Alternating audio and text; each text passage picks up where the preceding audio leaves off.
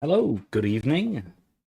Happy Mardi Gras, and welcome back to Greedfall. Finally, been quite some time, I guess 3 weeks, and we left off on a an early ending cliffhanger last time, if I recall correctly. We were about to try and make a final decision about who was going to be High King, hence the thumbnail for tonight. High King of the Natives of Tier 4D. And so currently we have a couple of possible candidates, three possible candidates, one of which we've ruled right out, both narratively and because it's the wrong decision. Um, in any case, though, it's good to be back, and welcome back. Thank you again for joining me. Hello.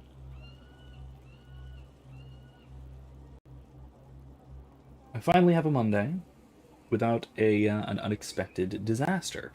Um, Last week it was either some kind of terrible food poisoning or terrible stomach bug. Eric is convinced it's a stomach bug. I'm convinced it was food poisoning. I mentioned this on Thursday, but I'll bring it up again. I think it's because of the mayonnaise that was accidentally on the sandwich. Not accidentally. I got it on purpose. I picked it up on purpose, but the mayonnaise was unexpected, unpleasant, and may have been bad. Then again, I don't want to. I don't want to, slander any well-meaning grocers who provided me a sandwich. So perhaps it wasn't that. Perhaps it was just the stomach bug that Eric is convinced of. Right? See, there we go. Erica says it was the stomach bug going around the kids in the area. She's convinced. She's convinced. We did spend time around kids and stuff. What did we do last weekend? We went somewhere that involved children, large amounts of them. I don't know. Anyway, I think that is a. I will say, I think that is also a perfectly reasonable assumption.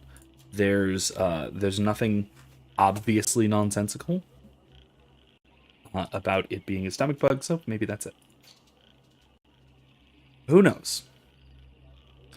I still like to blame mayonnaise whenever possible for anything that goes wrong in life. So, yeah. Um, we need to go back to Dorhaganadu. Dorhaganadu? The previous not the High King, the like steward guy. The leader of the council. And he is up here.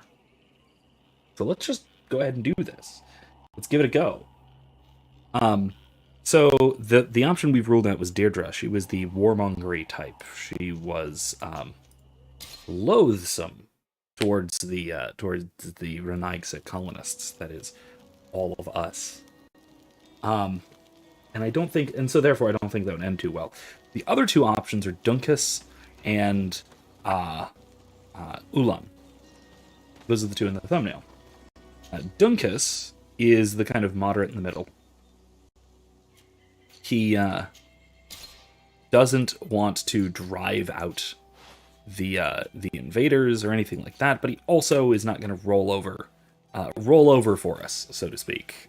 He does expect us to respect the natives' customs and things like that. I don't like stasis and explosions. Let's put that one away before we keep going. Um,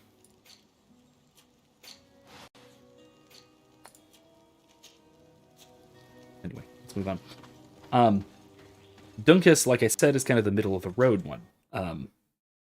Looks like a good peace option, but not a capitulator. Now, I lean much more strongly towards Dunkis rather than Ulan. Um, my problem primarily with Ulan is not that he's a capitulator, which, I mean, that's kind of fine realistically. We're playing colonizers here. The whole purpose of this expedition is to establish a colony, and a native population which is largely compliant to that is not a bad thing. as well as them, you know, uh, not even in terms of compliance, but even just in terms of a preference for peace, that sort of thing. Wars and rumors of wars have obviously been in the news recently in the real world, so things that will go a long way to prevent that are a good thing. Oh, excuse me. And Ulan is certainly one route for that. However,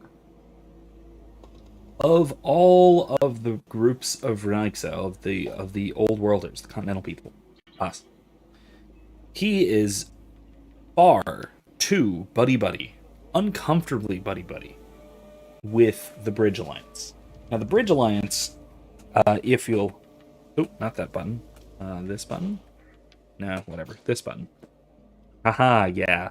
If you'll look down there at down the corner, my reputation relationship level kind of stuff. The Coin Guard are only nice. They're not like super friendly with us, and that's because of some issues that we had, obviously, with investigations and things like that, uncovering some uncomfortable truths. But the Bridge Alliance is bright red suspicious. And that's because I'm usually not very nice to them, but it's understandable. They're the ones torturing people. They're the ones who are science with the I guess, at the expense of ethics and humanity. To be a little bit uncharitable. But they also are. There was the incident with the Devesps, who spread terrible rumors about us there. And also, quite frankly, the Bridge Alliance, is at war with basically everyone except for the Merchants Congregation, us, our faction. And even with us, as you can see by that little red suspicious down there, it's very close. It's like this close to all-out conflict, at least here on the island. So the Bridge Alliance seems to be at war with basically the world. They're at war. They're directly at war with Taleme. They're in open conflict with all sorts of native tribes except for Ulan. And they are on the verge of open conflict with us, with the Congregation of Merchants. I don't like the natives being that friendly with a faction which is that hostile to everyone we love and everything that we love in the world. I don't like that. That seems to be my biggest, honestly, my biggest problem with Ulan. More so than him being a capitulator to the Renagsa in general. So that can be reasonable. It's just that he's far too trusting of the congregation of the not the congregation of the bridge. So, I think, not to be anticlimactic about the decision, but I think it has to go to Dunkis, and I'm honestly, this is sort of the right decision that the game obviously presents as the respect the natives, but respect the natives, but still approach them in peace, and yada yada yada. That whole thing. It is very much the dev's chosen option, and it's by far the best option. So we'll see how it turns out. So let's. I went into the tomb. I found the ancient crown of the High Kings. And so, you entered into one of our most sacred places. May this adventure have brought you wisdom and understanding of our people, and of your own history. This relic is venerated. The one who wears it will certainly be elected. But you know that, do you not? Yes, I do. I need to be certain that whoever is named will help me meet Enon Mil Frictamen. I have pledged my honor to help you, and my words are true. But more is being played here than a simple meeting. You know that I work for a tempering of spirits, the healing of wounds of Tifredi, and those of your own continent. But the decision is yours. To the son that was lost and refound on our island. I totally wish there were like a weird fourth option where you could give it to Siora. That'd be great, but no. Take it. I trust you. In your wisdom, may we be guided towards a peaceful future. The council has begun to unite. It is time for me to go. How are you gonna wear that with your headdress? Thank you for choosing me. I will do all in my power to bring you what you desire. You have my promise.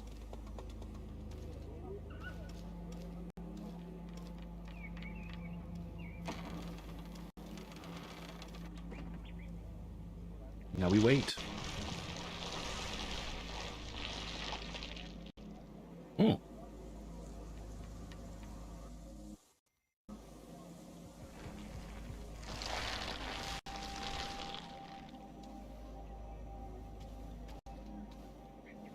I guess that's the version, or that's the equivalent of white smoke. Just in the papal conclave kind of thing.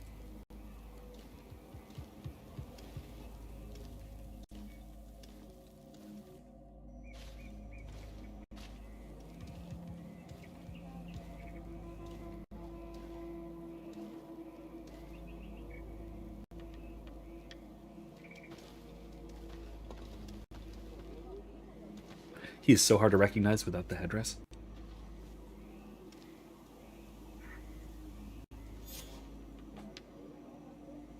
Okay, let's go see. Well, we might as well do that first, shall we? What did we get? Just a skill point.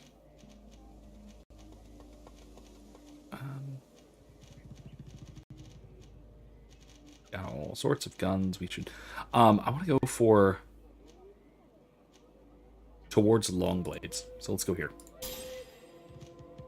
Not that I'm probably ever going to use them, but you know, I still am getting endgame feelings. I know it's not. Erica said that I've still got about a third of the game to go, but Congratulations, Dunkis. I'm certain that you will be a very wise High King. And now, are you ready to keep your promise and take me to meet with Enon Miel Frichteman? You are burning with the impatience of youth. But according to tradition, I must first go to the sanctuary on my own. Without the blessing of Tifradi, my title is nothing but empty, meaningless words. But fret not.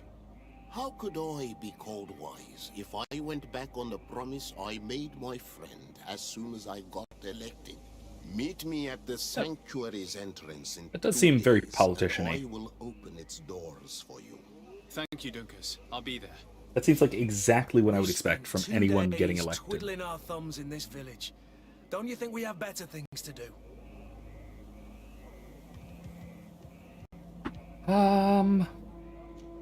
We don't have any other missions. There's no side quests. Currently, we're out of side quests, so let's do it. Let's just wait. Okay. We went to Anamhide briefly, just to get the camp unlocked, I think. There you are, Karantz. How was the encounter? Enon Miel Frichteman welcomed me like a mother would welcome her child. I will have to meditate on everything he told me and think about the warnings he gave. But now he's waiting for you. I will open the way. Once you are in the sanctuary, always stay on the right-hand path and keep a confident heart. Those who let doubt take hold of them and turn back risk awakening the guardians of this place. So, stay on the right-hand path means don't be completionist. Which is fine, I suppose.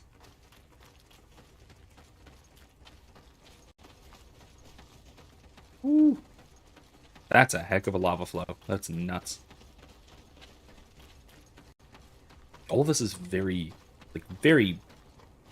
obviously volcanic rock, and they did it. Like I said, I've said this before, and I keep saying it throughout this whole game. The environmental design is phenomenal.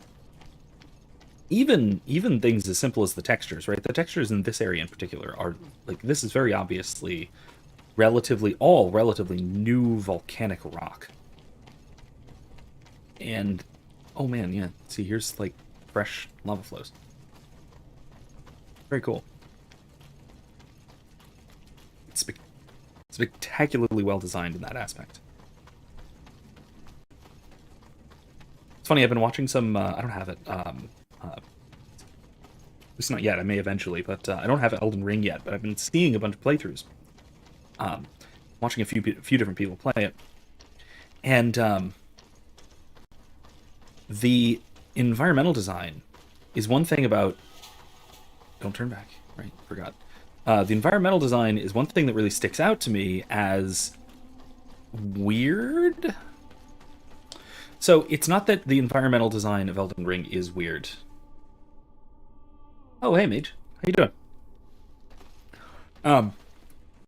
It's not that the environmental design strikes me as weird. It's just that the environmental design of the overworld reminds me so unbelievably much of Black Desert Online. It's the free or semi-free MMO that I tried playing like earlier this year, or like sometime last year. I forget when. I tried to pick it up. I tried to get into it. I couldn't really. And it is very much like From Software. Obviously, a lot of the combat takes some cues from Dark Souls, but not nearly with the precision and difficulty, and therefore the difficulty that Souls games have. Oh yeah, I'm doing good, doing much better.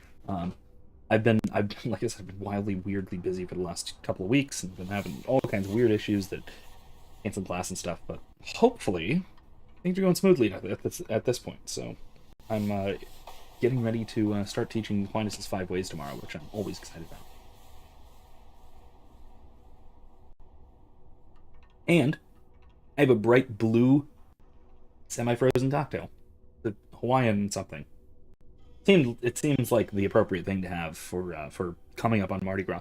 Also, in my pint glass from Church Street Station, which is I mean, it's in Orlando, but it's a very New Orleans-y themed place. So closest I got.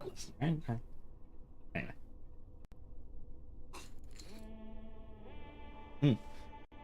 Very good. Coconutty. Before I descend, though, like I was saying, both Black Desert Online and Elden Ring both strike me very much as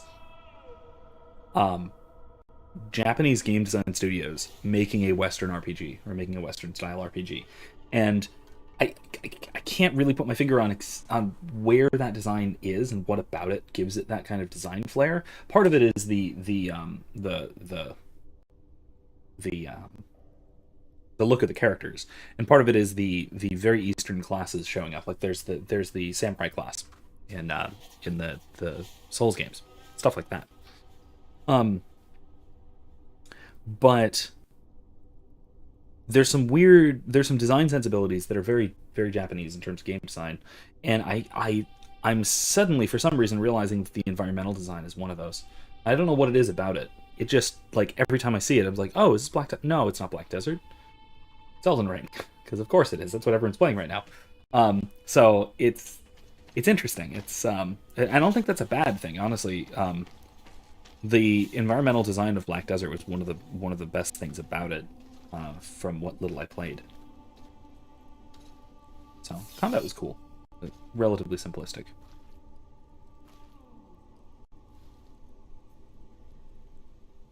At least for an action RPG, it was relatively simplistic. Why are you doing that?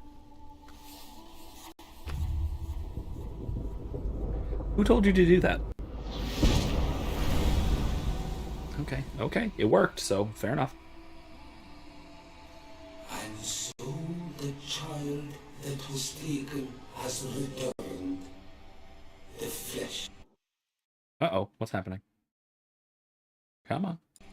You, Oh, okay. by simply coming into being, have tangled the strings of destiny of all the other children. I am he they call Enon Friedman. I can see where they get the I name. have followed each of your steps since your arrival. I hail you, Enon Friedman. I have come to you to find a remedy. A cure for the disease of a distant land. Her affliction was to be poisoned by her own children. Her veins rot in stagnant water. Her earth now bears poisoned fruit, and her children wither and die.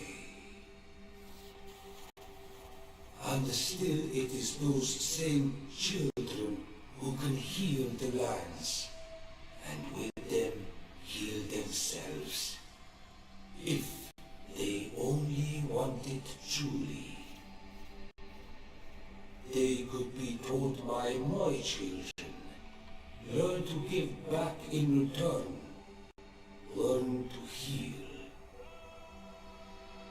But for that, I must Kurt's like, oh, survive. yeah. I have seen by your side the shadow grow, taking form, fed by the venom of intrigues from faraway lands. He spreads it today in my sap. To save his own life, he stole my strength, and that strength has driven him mad, because it is not made to be taken.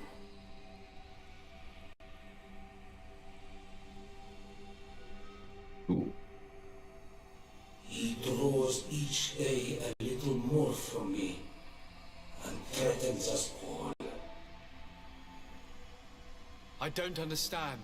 Who The one you call Constantine. You must stop him, or there will be no cure anymore for anything or anyone. That's impossible. How could that be? You must leave now. Someone has followed your footsteps. Someone has entered here without invitation. My children are waking and tracking. They will attack all foreigners. Flee, or you will be their victims.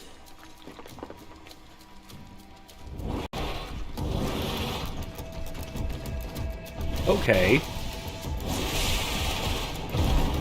Oh. Whoa. That was fire breath? Or was that the lava thing that killed, what's his name? Okay. Well, let's go. So yeah, Constantine is... There we go. It's... I'm guessing this has to do with the ritual that I saw saved a him? man running out of I'm the not sure. sanctuary, and I heard the cries of creatures inside. Is everything all right? Did you manage to get the answers you were expecting? Yes. No. What? He No. told me that the Malachor had appeared because of the way the colonials have treated the Earth. It's actually some kind of poisoning. And it would be possible to cure it, but I'm not sure that I understood how. Words that come from the heart of the island carry with them a wisdom, which may sometimes be difficult to grasp. If you need help, Eric's I poor would boy be glad Constantine. to Yeah. give assistance. My clan knows how to heal the earth. Thank you, Dunkis. I suppose I just need time to think. You haven't told me everything, have you? There appears to be a storm weighing down on your forehead. It is true. But it is something I must verify by myself. I see. Do not hesitate to come and find me if I can help you. Qua aulum secarans. Goodbye. Yeah, so interesting.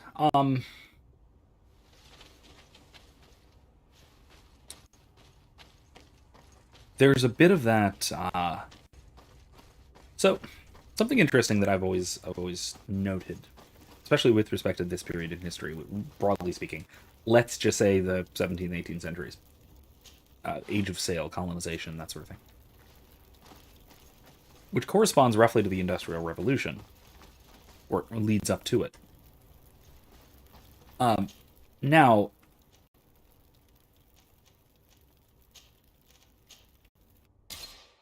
because of that, we often associate with this age with a kind of pillaging of the earth, pillaging and destruction of the earth, let's say, and that's part of the thematics that's at play here.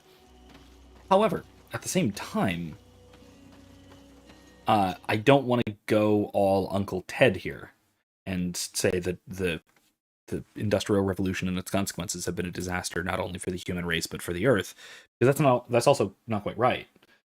It's more complicated than that. Like most things in history, it's way more complicated than that.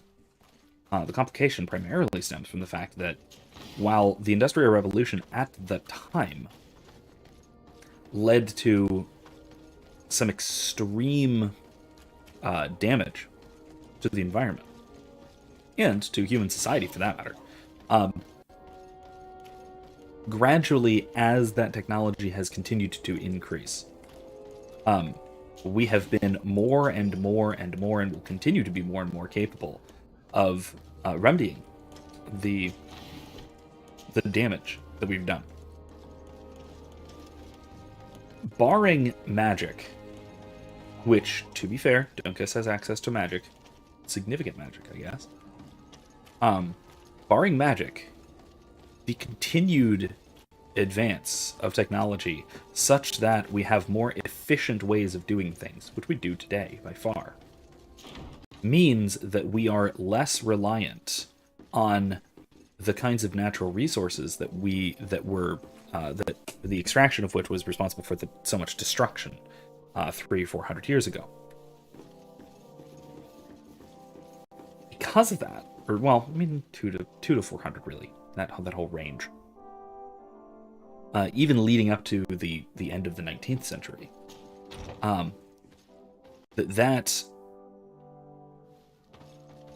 that kind of destruction, like I said, only really comes about because those resources are gravely needed to further increase and further develop the technology needed to make that resource expenditure obsolete and unnecessary. And that's where we are today, really.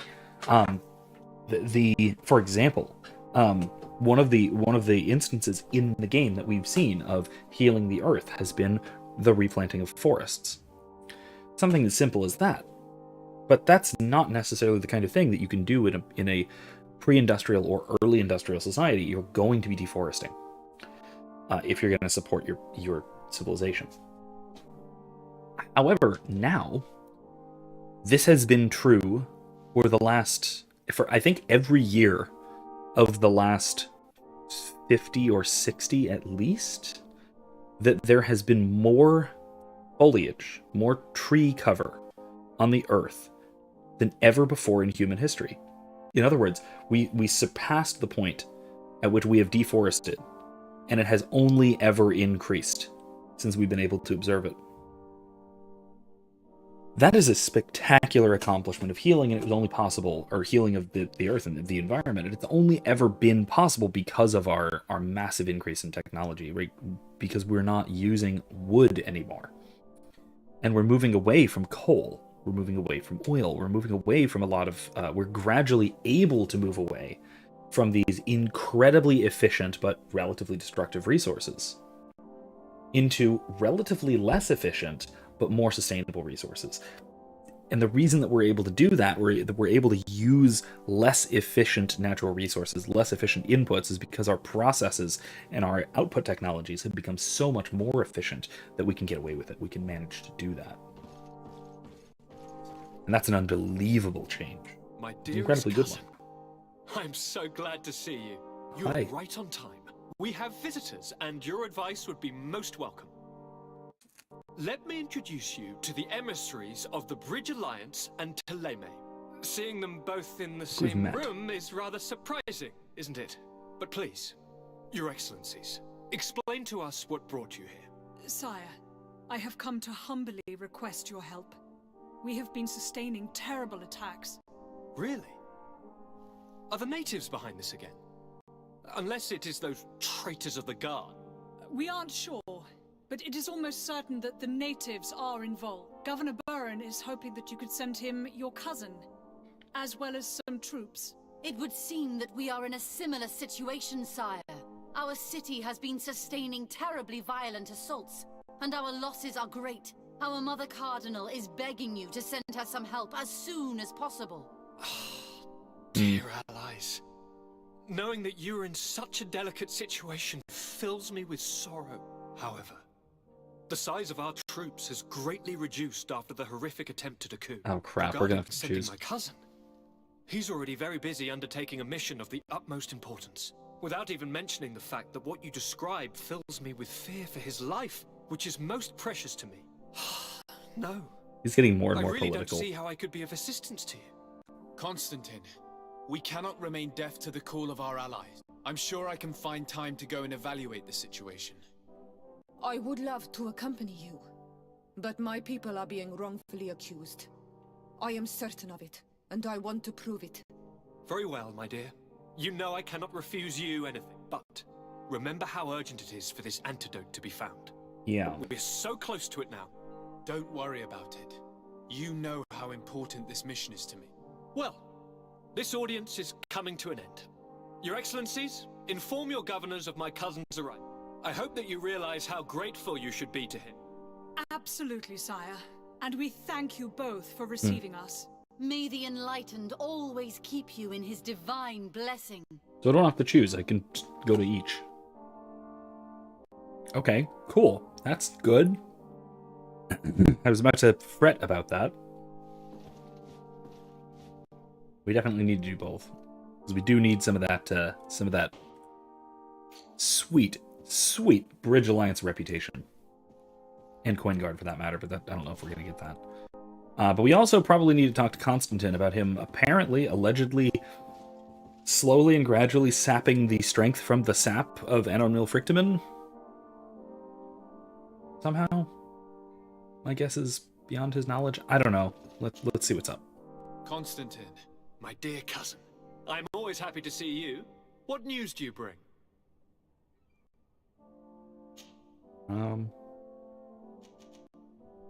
you told me that during the ritual with Katasak, you felt the bond he'd created. It's true. And it was an incredible feeling. I felt like I was every blade of grass in that remote place. I could see everything, feel everything, and I knew that I could bend the trees to my will. Do you still feel that way? Yes, but in a more dull, muffled way. The first time, it was surreal and perfect. In fact, I don't know if there's a word for it. The first time? The first time it happened. Now it's as if I've become used to feeling this bond.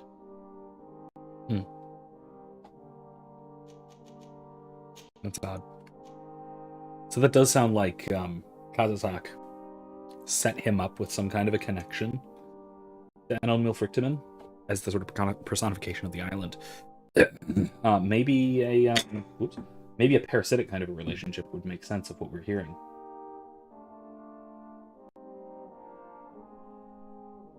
All right. Well, let's see. I finally managed to enter the sanctuary at the heart of the island, and I was able to talk with Anon Milfrictamen. How marvelous! Tell me about it. I do help both. The Okay, good. sanctuary is heavily protected. Only a High King can open it. I remember you saying that Vimbar's death wasn't good. How did you fix this problem? I had to interfere in the natives' elections and earn the trust of the pretender who seemed to be the best choice. You really are an outstanding diplomat. My father is an old, bitter man, but he was right about you. Tell me, who did you choose? Dunkis. He's the king of the village of Vigyigador, and a Donegad full of wisdom. I'm certain that you have made the right choice. And then what did you do? I was able to enter the sanctuary. It was an incredible experience. It had to be. Oh, how I envy you. Entering the most secret places on this island, talking to a god. What does he look like? Is he some kind of very old and very powerful Donegad? No. In fact, I spoke to an extremely large tree. As strange as it may sound. Fascinating. And I thought that gods were always old bearded men. Did he tell you where the Malachor was coming from? Is it a curse that he cast upon the first settlers? No. According to him, we are responsible for the emergence of the Malachor. By exploiting the Earth so much, we have poisoned it. And the disease has contaminated us through the water that we drink and the plants that we eat. Strange, and yet it seems plausible. So, there wouldn't be an antidote? He says that the Earth can be healed. That his children know how to do it. I suppose he was talking about the Donegada. He also said that by healing the Earth, we would heal those who live on it. This is a fascinating revelation. It won't be easy for our neighbors to accept it, however. I'm afraid that even my father might receive it with skepticism. Did he tell you anything else? Yeah, we gotta talk to him about this. It's dear cousin Constantine, how can we not?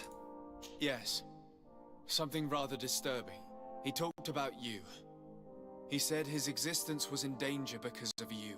Really? But that doesn't make any sense. I never hurt anybody on this island. Unlike our neighbors, I have never abducted or tried to convert islanders. I don't think that's what he was referring to. Cousin, please, you know me. I've made some mistakes, but I never threatened anybody. The only person who I put in danger is you. And you know how sorry I am. Yes, I do know. Forget about it, will you? This god manifestly wants us to pay for the sins of our fathers and to have his revenge for the invasion. By sowing the seeds of discord between us, he's probably hoping to weaken us.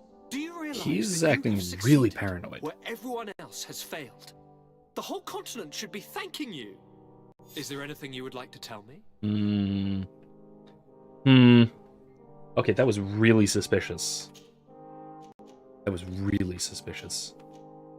I must take my leave. Take care, and come back soon. Yeah, that was bizarrely suspicious.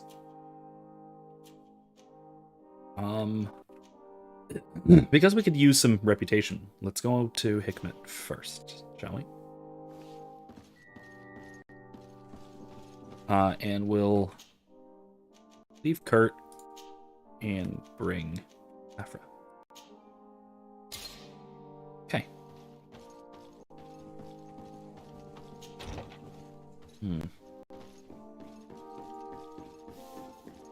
Is he possessed? I'm wondering if he's possessed.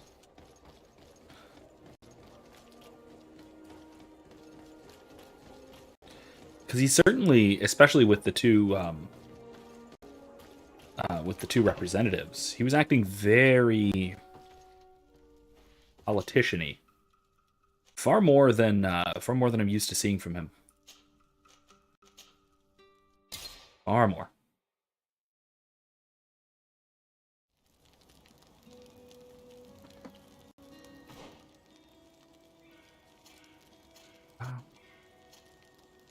Fully equipped, right?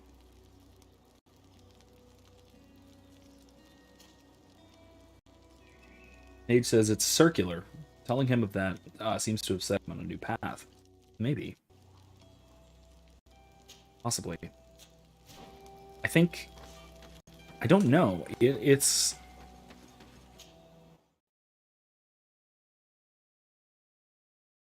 I think it struck me as if he were trying to ignore it. Or trying to dismiss it as a possibility. But it did give him... It did lead him to at least express some measure of distrust in on Milfrictamen. Which, let's be honest, is healthy. Distrusting the big scary maybe demon, maybe god that the natives worship is, I mean, it's a good cautionary step, I think. Shouldn't immediately trust the big tree with 1,000 faces.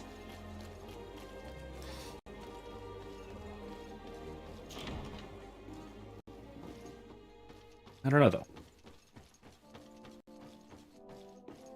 H asks, "How are you enjoying the game? I haven't heard of it before you started playing it. I've actually been really enjoying it.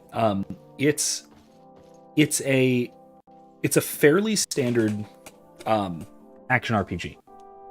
As far as like the mechanics go and the gameplay loop and all of that stuff, it's a fairly standard action RPG. There's nothing like wildly stand out about it. It does a good job, but good job with the companions, but nothing exceptional.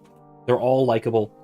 I don't have a problem with any of them. They have interesting personality quirks and interactions and quests and things. Like I said, the I've mentioned before, I think the character build options are pretty good. Where's my here? This. The skill trees and such. You've got the 3 major skill trees. You've got magic. You've got science. You've got combat. And I'm level 37, which is pretty high. It's getting pretty up there. I've completely maxed out the magic tree, as you can see, in every way. And I've had to already start spreading myself out a little bit in towards guns, which is under science, and blades, which is under combat. So it is there's a lot more like concentrating on making sure your build works early on. And I am playing on an easier difficulty, so this would probably be more important on a harder difficulty, I think.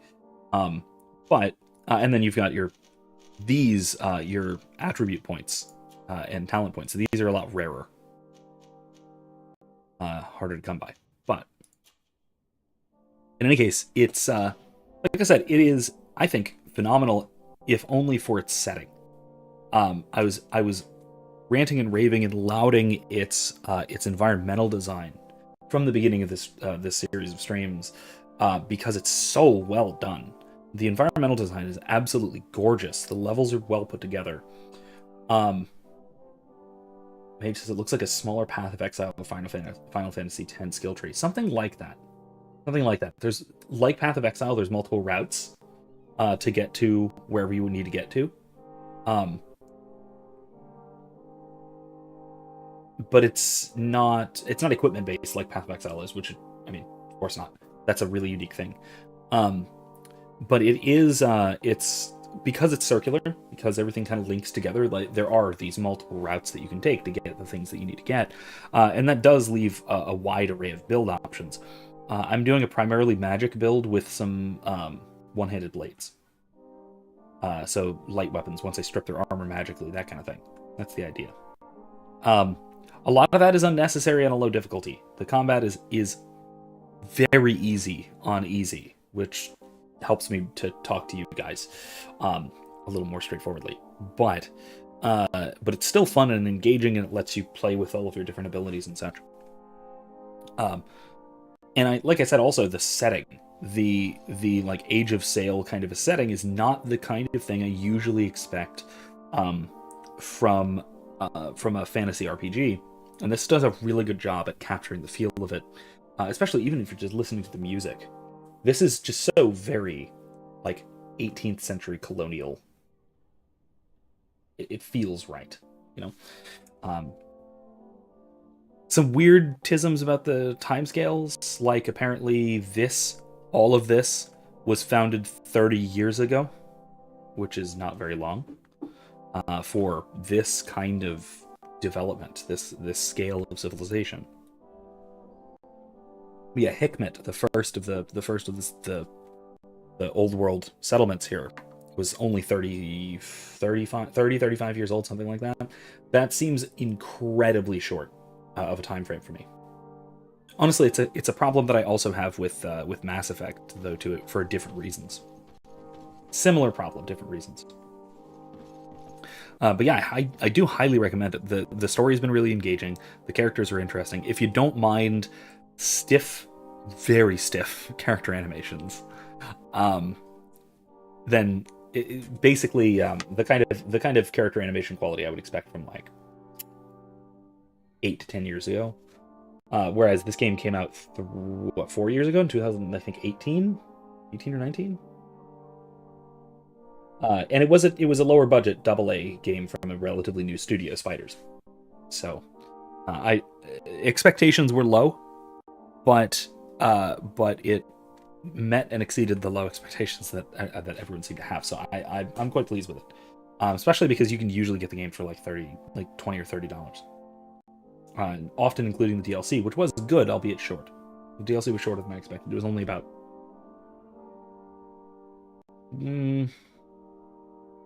maybe 3 hours, 2 if you're really going through it.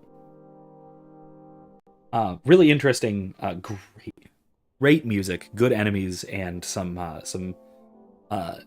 really nice like intrigue stuff. But it was relatively short for a DLC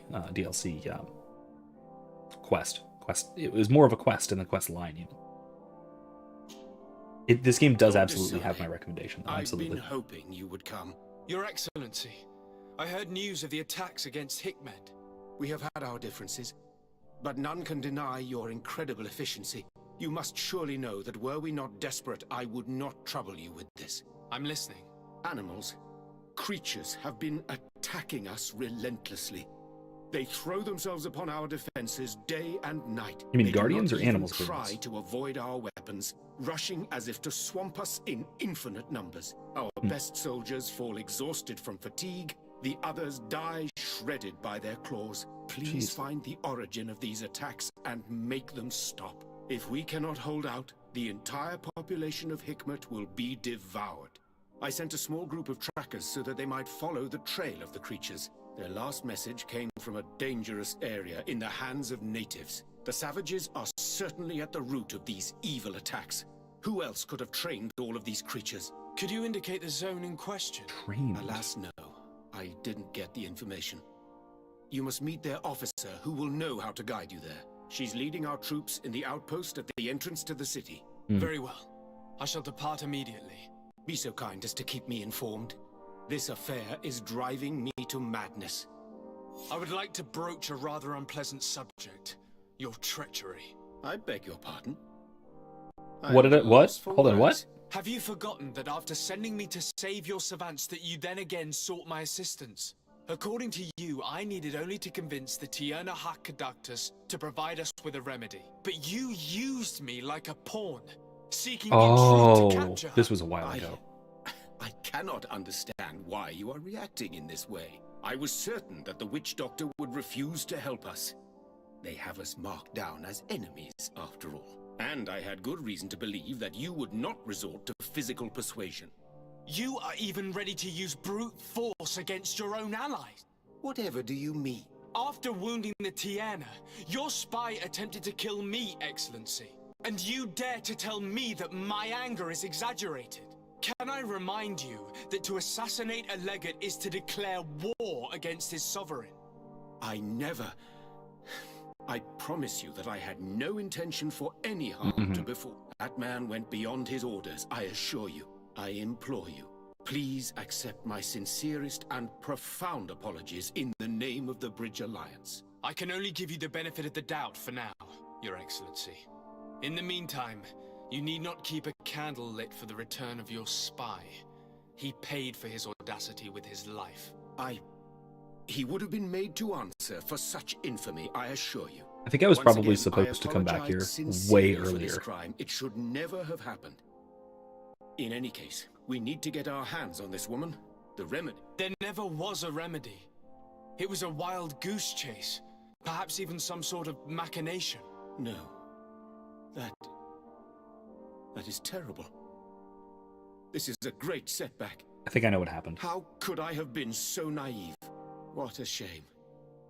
I am truly sorry that you risked your life in vain. Would you like to... Okay. Uh-oh. The other thing is that there are some audio glitches.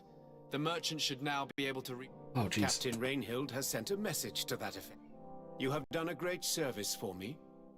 Though there is something that bothers me. I was told that you met these savages and then let them go. They showed no mercy at all with your own merchants. The congregation is not in conflict with these natives, and has no wish... Your famous new... There also are some little bit of audio glitches that you may have been Then noticing. you have solved the problem, and I would be discourteous to... My pleasure. I imagine the captain must have informed you of all that we learned. Indeed, and I am extremely worried. An attack of any significant magnitude would be a catastrophe for us. We have the means to repel these savages, but it will not be without great loss. Perhaps there is another way. The natives have clearly expressed their wishes. The freedom of their brothers and sisters. I see where this is headed, but I fear that they were not honest with you. A few natives are being held in the prison of the Coin Guard, but a handful of warriors does not seem to justify an assault of such commitment. They were not speaking of just a few soldiers, but of kidnapping. The victims are only villagers. This is inexplicable. We have taken no villagers. Of course we answer their attacks in kind. And at times we have taken prisoners on the battlefield. But what use would we have for a few fishermen, hunters, and weavers? Might it be possible that these kidnappings have taken place without your consent? I doubt that. But of course it is always possible that a few bandits might have stolen a shipment of arms. If that were the case, that would explain a great deal. Since you have been of such service to my people, and this grievous affair seems of great concern to you, would you be of a mind to lead the inquiry? Capture a few of these savages. Make it your mission to make them talk. We must understand what is going on before they attack. Very well. I shall get to the bottom of this affair, Your Excellency. Would you like to speak with me about any other subjects? Okay. So, I think what happened was that I did a bunch of side quests for the Bridge Alliance. I did a bunch of them. But they don't tell you to go back and talk to him afterwards. They don't come from him. This is the governor. Most of the quests come from other people, come from subordinates, and come from just picked up on the road and things like that. So naturally, I'm thinking, I don't want to deal with this guy, and the last time I tried to deal with this guy, I got kicked out. That was during the DLC. So I haven't actually gone back to talk to this guy since I think the second time I ever talked to him.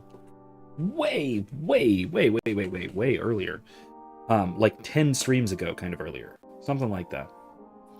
And so what happened was it piled up a bunch of quest completion dialogues that auto-trigger, or supposed to auto-trigger when you talk to him. And so it just went straight on through. I think that's what happened. Again, this is another artifact of... So I was mentioning there are some... there is a little bit of flumpy game design here and there, and this is part of it.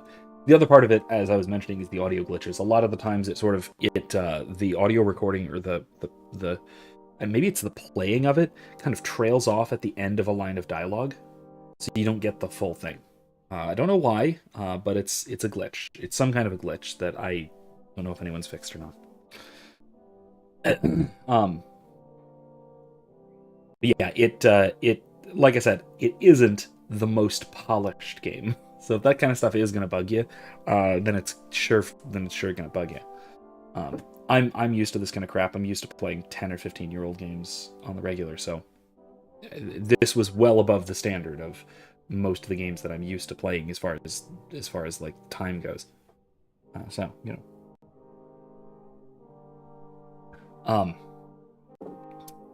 Mage said I closed on my house last week, so congratulations on that, by the way. I probably shouldn't buy another game, especially with 500 plus in my backlog anyway.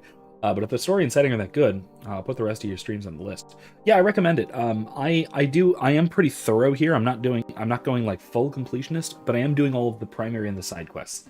I'm not doing all of the exploration quests or all of the the side missions. So there's more content that I'm not going through in too much detail, but I'm trying to get as much of the story stuff in as I can because I want to talk about the stuff.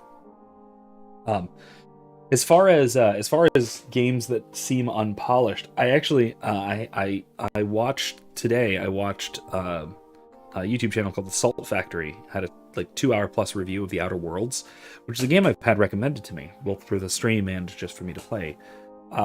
And man, I think I would hate almost every part of it.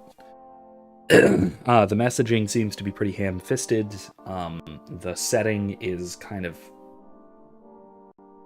crapsack world kind of thing, and a lot of the gameplay stuff is very much like this, kind of unfinished. Which for this I can forgive because the world building is so very well done.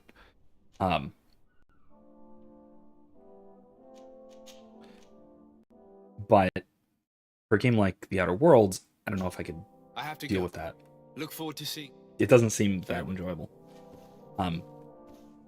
Seems like someone tried to do Fallout in space, but like stopped 2/3 of the way through development.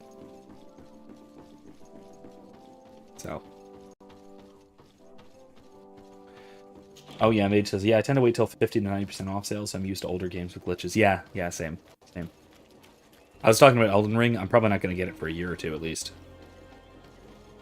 I'll probably get it eventually. It does look really good from everything I've seen, but again, in a good long time. Come closer. Come closer. No thanks. All my wares are in the As for oh yeah, you watched Salt Factory. Yeah, he does good thorough reviews and analysis of games.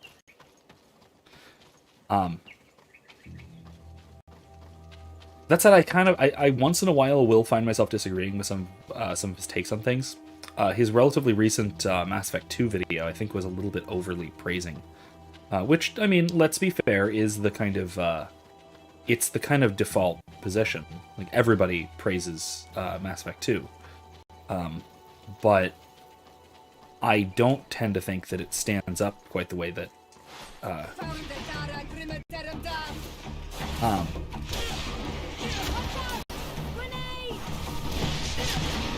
quite the way that it maybe should.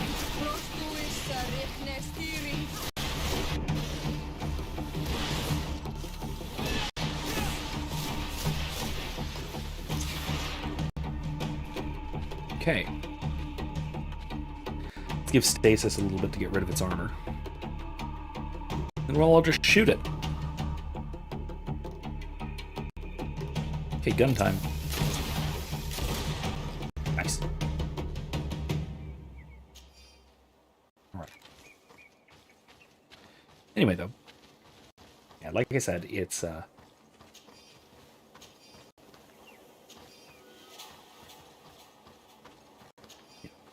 Anyway, so Mage says, well, it's Obsidian, so it's literally Fallout New Vegas in space.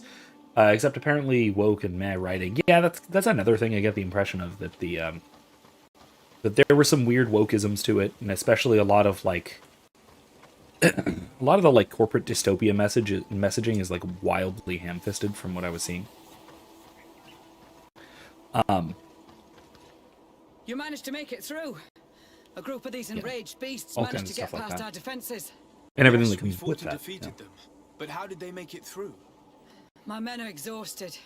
We killed some of them, but we were overrun. Our situation is getting more and more desperate. I don't suppose I need to warn you about the dangers of this road. Actually, that is why we're here. Governor Burren sent me. He wants us to find a group of trackers. And I hope that he'd sent you as reinforcements. Silly me. It looks like all we're good for is dying to protect his bloody city. But you wanted to ask me something. Yeah. I will say, though, Obsidian has had a long history of sort of intentionally subversive writing. I mean, going back to KOTOR 2. KOTOR 2 was the original The Last Jedi. For the purposes of, like, subverting Star Wars tropes and Star Wars philosophical ideology, let's say. The difference is that it was written very, very well. To the point where it wasn't like...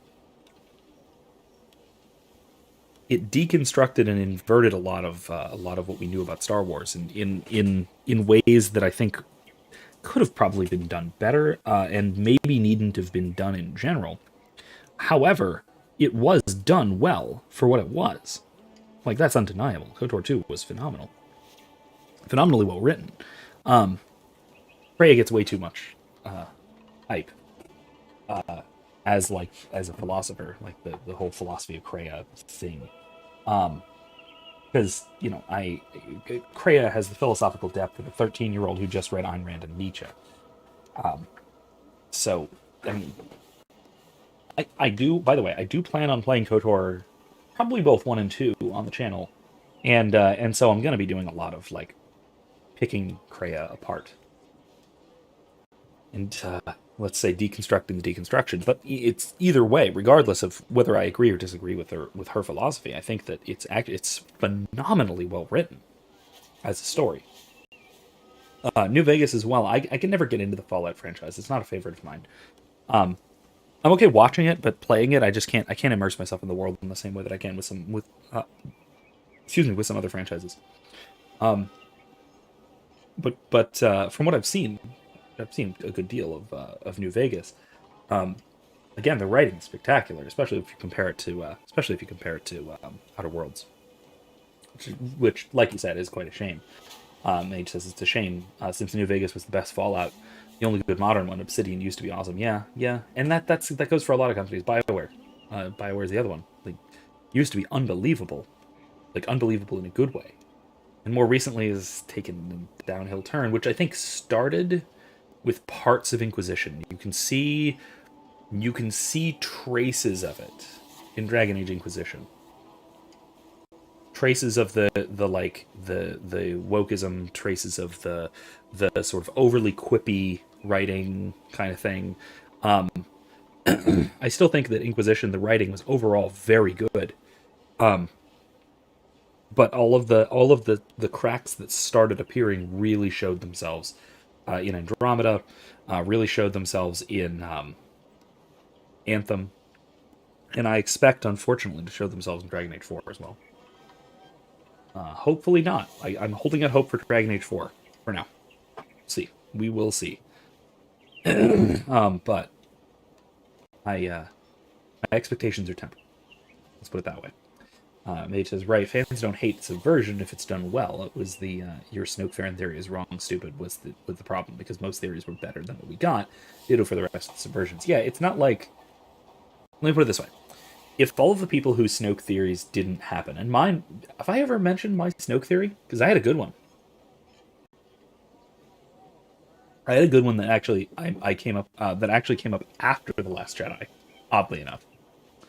I'll tell it in a moment, but my point, though, is that I think that everyone who had, like, a theory about Snoke, if they had been wrong, but it had been better, if he had actually given something good, instead of, I don't know, he's dead, doesn't matter. If he had actually given a good reason for how Snoke rose to power and stuff, even if it had been the dumb thing of he was made by Palpatine or whatever, which contradicts earlier lore, but no one cares about Aftermath in the current lore anyway, I guess, apparently. Whatever. Anyway, my point, though, if it had been better, you think anyone would have been complaining? Oh no, you didn't use my Snoke theory, but you came up with something better, and that's terrible. Come on, man. No way. There's no way. It says, my favorite BioWare game was Jade Empire, I think. I actually haven't played Jade Empire. I'm sure I'd love it. I'm 100% sure I'd love it. I need to. I definitely need to. They did Baldur's Gate. I think 1 and 2. And I think the Neverwinter Nights, at least some of the Neverwinter Nights series they did. But yeah, my Snoke theory, which you may have not, yeah, so probably not. So my Snoke theory was based on, ironically, a BioWare game, Star Wars: The Old Republic, where we encounter an ancient Sith Lord named Vitiate. That's his Darth Vitiate, or whatever. He became the Sith Emperor. He was the reason that Revan left for the Unknown Regions, to find and then to either undermine or to temper or to destroy this Sith Emperor. Revan eventually found him and wound up basically staying there with him and being a force of of temperance, so he wouldn't go to war declare war on the galaxy for 600 years or whatever the gap is between KOTOR and SOTOR. Then he shows up, and in the storyline of the Jedi Knight storyline, you kill the Sith Emperor Vitiate. He's dead. Kill him dead. He's dead on the floor, much like Snoke. And then he comes back 2 more times in 2 different ways, because essence transfer type stuff. He comes back involving Revan. I think that time as a spirit, if I remember the plot right. And then he comes back in corporeal form, and you find out that he had this corporeal form for most of the time as well, in the Knights of the Eternal Throne expansion. And he dies like a bitch there too, because you eventually kill him. But then that's not the end. He dies like in the opening cutscene, because of course he does. And then of course that's not the end. He embodies the player character. His spirit sort of corrupts the player character to a degree throughout that quest line. And then at the end of it, he remanifests, and then you kill him again. And basically he leaves off with I'll never really be gone kind of thing. And my theory was, of course, that, okay, so what you have is a very, very powerful, unknown dark side user from outside the known civilization. So far, so good. We have somebody who comes out of nowhere, over and over and over again, usually with a massive empire. Check. And then finally we have somebody who dies like a bitch for apparently no reason, but who sees it as no more than a minor setback. Snoke, as of The Last Jedi. Snoke should have been Vitiate, or Valkorian, or whatever you want to call it. He has like 5 or 6 different names, but Vitiate is his initial name. That would have been really good. That would have been a really cool connection, a really cool way to draw the still running continuity of the Old Republic in with modern Disney canon. But they're not going to do that. They're cowards. So, could have been really cool. Could have been really cool. Wasn't. Could have been even really cool after The Last Jedi, at least that aspect of it. Other things were really messed up, but that aspect of it could have helped. Nave says, my theory was that he was the embodiment of the dark side, felt by Palpatine, who sent Thrawn to the Outer Rim to find him and bring him back, giving a reason why Thrawn was not in the original trilogy. Yeah, I mean, it was something like that. And even that would fit with Vitiate, right? Because he was basically the equivalent of a dark side celestial.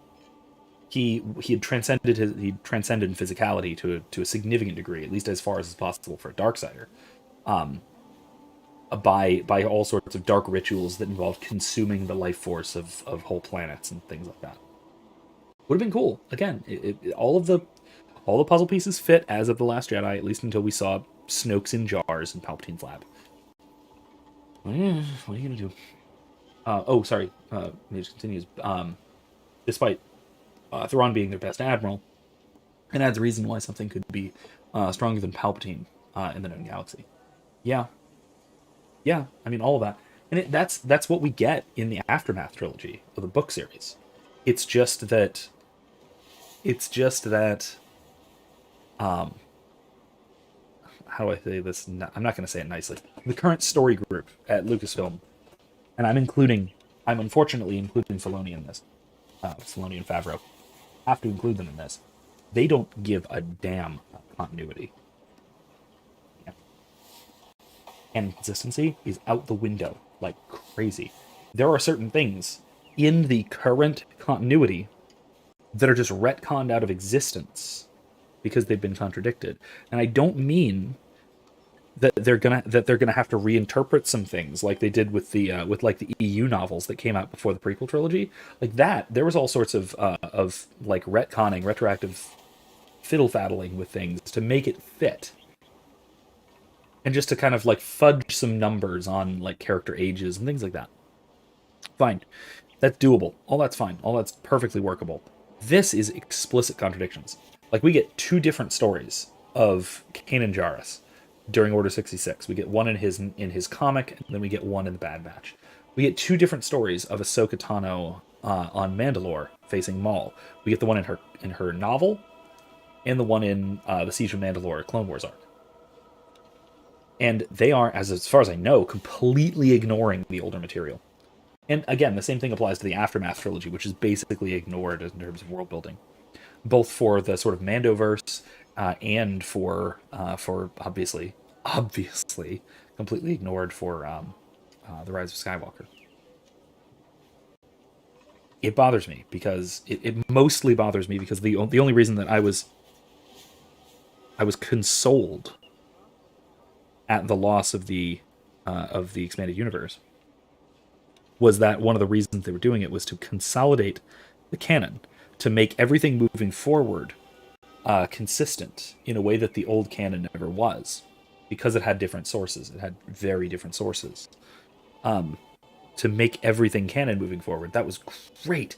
I was actually looking forward to that. I was optimistic when I was devastated, but optimistic when it was initially announced that the old expanded universe was being decanonized. In part because I was currently reading the latest novel series, which was never going to get continued, even though it leaves off with a very open future with a pretty direct path forward with Ben Skywalker and Vistara Kai and their sort of semi-Jedi training stuff with Luke, and it would have been great. I would have loved to see where that story continued, but they're not publishing in Legends anymore, with the exception of SOTOR. So, yeah. Oh, we did, didn't we? Oh god, that's right. We got 2 different backstories for Poe too, didn't we? Yeah, we did. We sure did. Yeah, we did. And that's really disappointing, because that's what I liked most about Star Wars growing up. And by growing up, I mean until the new canon. That's what I've always liked most about Star Wars, is the massive world that was built very, very carefully and precisely, to the point of all sorts of retcons to keep everything consistent.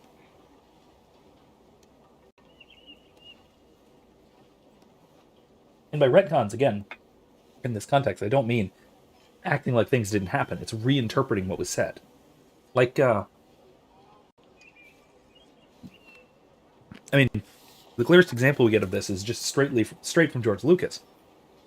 When Obi-Wan in Episode 4 says, "For 1,000 generations, the Jedi Knights were the guardians of peace and justice in the Old Republic," and then in Episode 2, Palpatine says, "I will not let this republic, which has stood for 1,000 years, be split in two." Well, 1,000 years is not nearly 1,000 generations. We're not talking about flies. We're talking about generations of Jedi. And Jedi tend to live longer than normal humans, and normal humans tend to live longer in the Star Wars context than in ours. So they had to do something about that, and so they came up with the Russon Reformation, where the Old Republic was reformed 1,000 years before the prequels, at the end of the new Sith Wars, and stuff like that, right? And it, again, a lot of it involved a lot of twisting and reinterpretation of what was going on, and a lot of that was even just because of what Lucas said, like, in the movies, the script that he wrote. But it was done expertly well, and there was a ton that went into it that just, that kind of care you don't see with it anymore.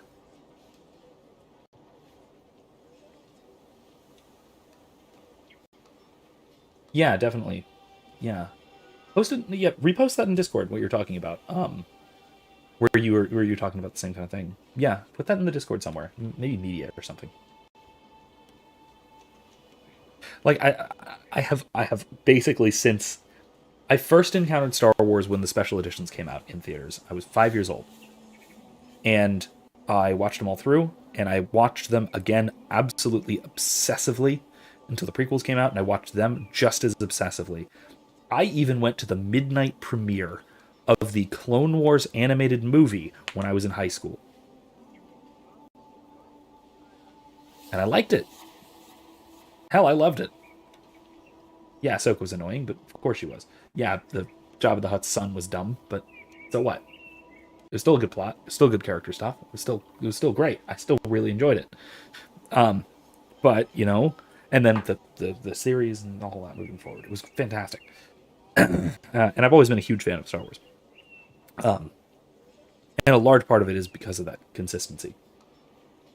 Like, I was royally pissed off when the Clone Wars TV series, and this was on when it was on Cartoon Network. This is before Disney. When the Clone Wars TV series had the Ryloth arc, and Ryloth wasn't tidally locked, I was like, wait, that's huge. That's like a major thing, and it's essential to Twi'lek society. But again, that was, I think, an early sign of things to come. Anyway, we're playing a game here, I think, if I remember correctly. Oh, maybe not. Like I said, Governor Burren is hoping that I can find a group of trackers with your help. I'd like to see you try. Indeed, I was ordered to send out a party of scouts, which I did, despite our losses. They were supposed to find the bastard who's been sending us these critters. One of those savage sorcerers, no doubt. Can you tell me which way they went? Sorry, Your Excellency, I won't tell you anything until I receive some help. You have to understand, I hope that these men are alive. They are also under my command. But those who are here with me now are my main preoccupation. And as we speak, they're dropping like flies. Not to mention the fact that if this outpost falls, there won't be much left to protect the city. So you can go and tell the governor that if he wants me to help you, he will have to help us first. I understand that your situation is desperate, that you want to take care of what appears most urgent. But it's not simply about me saving a few men. It's about stopping these attacks once and for all. By getting to their root cause, I intend to put an end to it. And then any help you hope to receive won't be needed any longer. You're right. I'm sorry, these attacks have made me lose my nerve. I don't know what I'm saying. They went towards the west, where the rebels are most numerous. Are you talking about the Danae Exregao? If you like. The governor is certain that these savages are behind the attacks, so I sent my men to find their camp. This isn't the first time that we've tried to find them. But now our survival depends on it. I see. Well, thank you, Captain. I'll try to find your man and put an end to all this. Good luck. And if my men are alive, send them back here, will you? You can count on me. Could you tell me again what it is that you expect from me? We were supposed to receive a shipment of ammunition and medicines, but we're still waiting for it. If you can bring it to me, we would at least be able to heal ourselves and have enough bullets to sustain these assaults. Do you know where this material came from? From your city, New Serene. The caravan transporting it was supposed to pass through here 2 days ago. It must have been attacked. But with a little bit of luck, its cargo should still be intact. Very well. I will retrace the path. It shouldn't be too difficult to find it. The three of you won't be able to bring the crates back by yourselves. 2 of my men will accompany you. Oh, okay. Please, hurry. Without them, we're even less likely to hold. We're departing right away. I guess we are. Patrols? No. Okay. I no must patrols. go. Goodbye, Captain. Goodbye, Your Excellency. Okay. All right. Well, let's do this.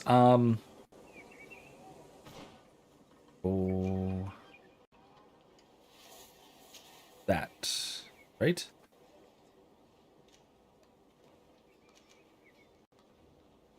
Right?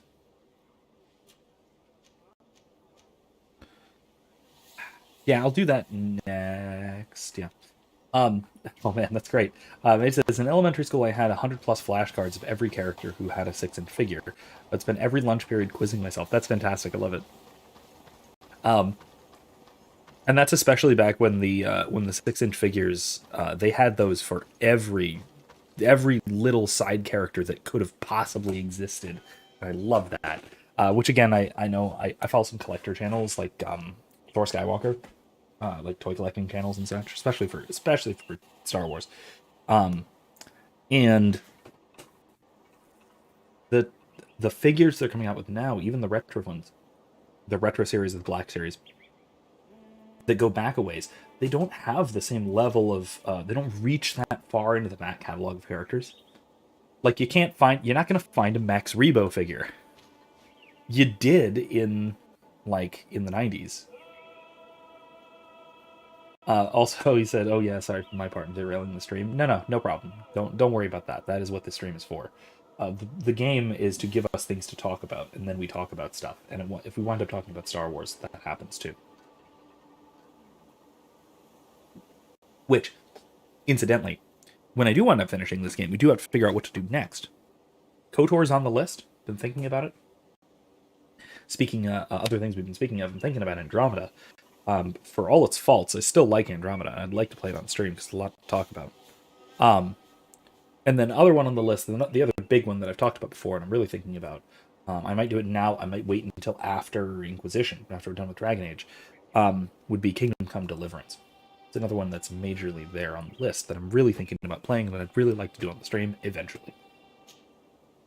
Soldiers, are you the ones? So those are currently my big 3 options that I'm considering. Yes, Your Excellency. We're ready to leave as soon as you wish. Yeah, let's go. That is after we're done with this, and I actually have no good idea how much longer this game is. I would guess we have at least 3 or 4, maybe 5 more streams worth. Depends on how much we talk about other stuff and about things like this, but but also just kind of depends on how much content there is left. I really have no right idea. I am so bad at figuring out where we are in the plot of this game. It whines like crazy, and honestly in a good way overall. I'm ready. Let's go. We'll follow you. Alright. An escort. We have an escort. We are escorting. Alright, let's see.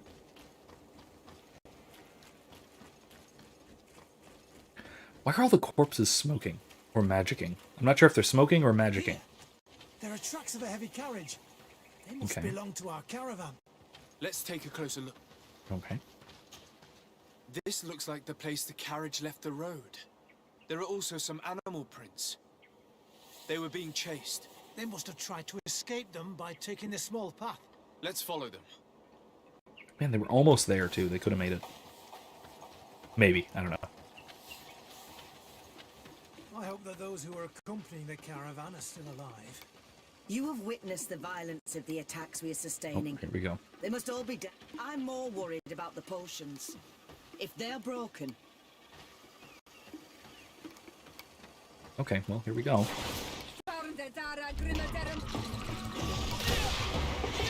Freeze!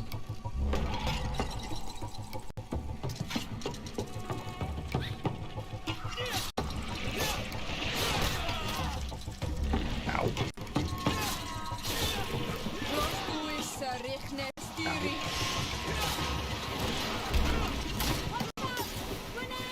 Okay, nope.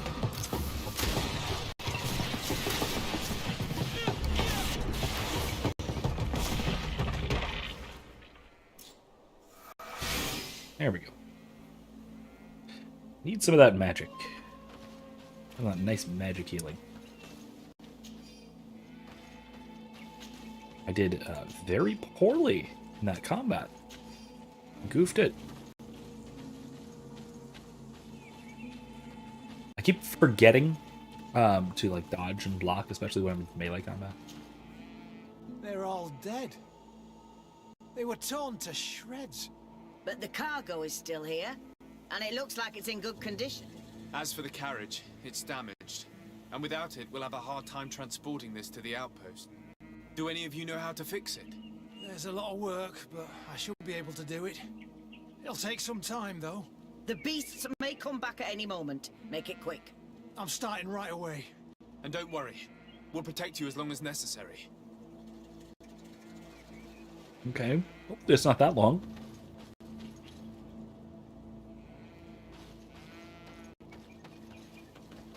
Get to work. Oh, here we go.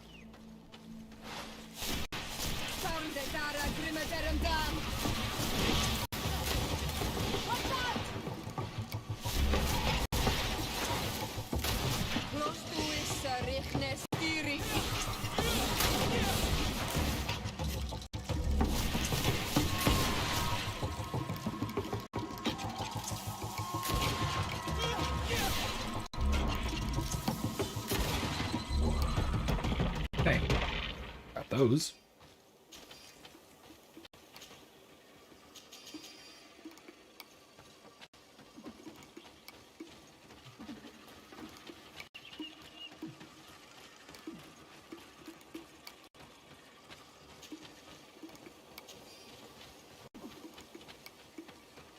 assuming they're more coming from both sides. This is where I kind of wish I had any points at all in science, so I could set down traps. It's a thing you can do, apparently.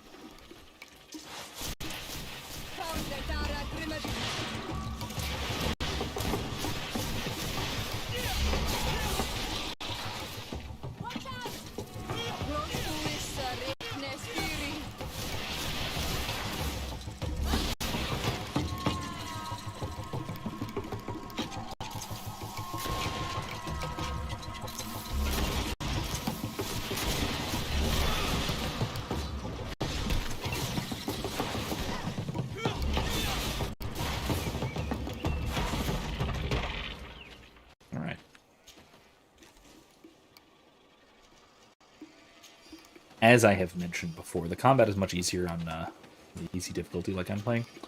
But you can certainly see the level of complexity there at least potentially can be.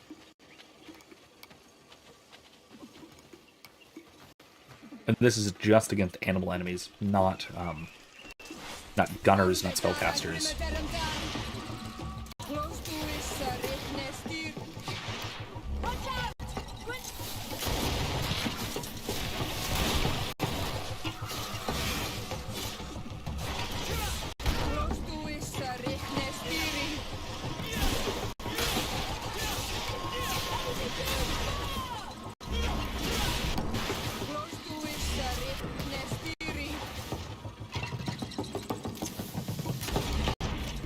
What always gets stuck behind that tree?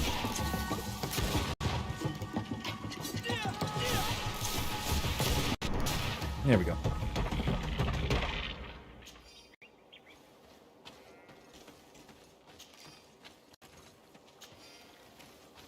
They at least do keep bottlenecking themselves in the same spot. That's nice. Down the same route.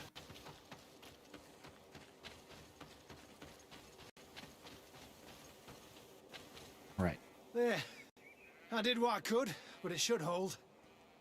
And now we'll have to drag it all the way to the outpost. Let's depart before more beasts arrive. Here you are. I don't know how to thank you. Our cargo has finally arrived. With this ammunition, we'll be able to hold back the assaults, and the medicines have already given a boost to 3 of my men. It wasn't an easy task, so I'm pleased that all this has been useful to you. Here, take this. This is all I can offer to thank you, but I give it gladly. Thank you, Captain.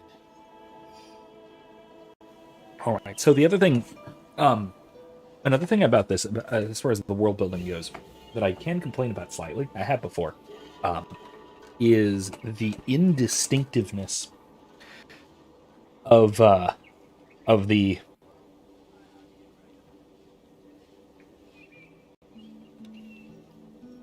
I guess ethnicity is the right way to put it, of the 3 continental nations. As far as the skin tones and facial structure, and even I think most notably the accents of the Bridge Alliance, the Merchants Congregation, and Ptolemy, they're all relatively uniform, which is a broadly English, mostly English countryside, like sort of Western England. Most of them, with weird exceptions, they're outliers. But those outliers are spread throughout the three nationalities. It's not like there's a distinctive Congregation accent, there's a distinctive Bridge accent, and there's a distinctive Ptolemy accent.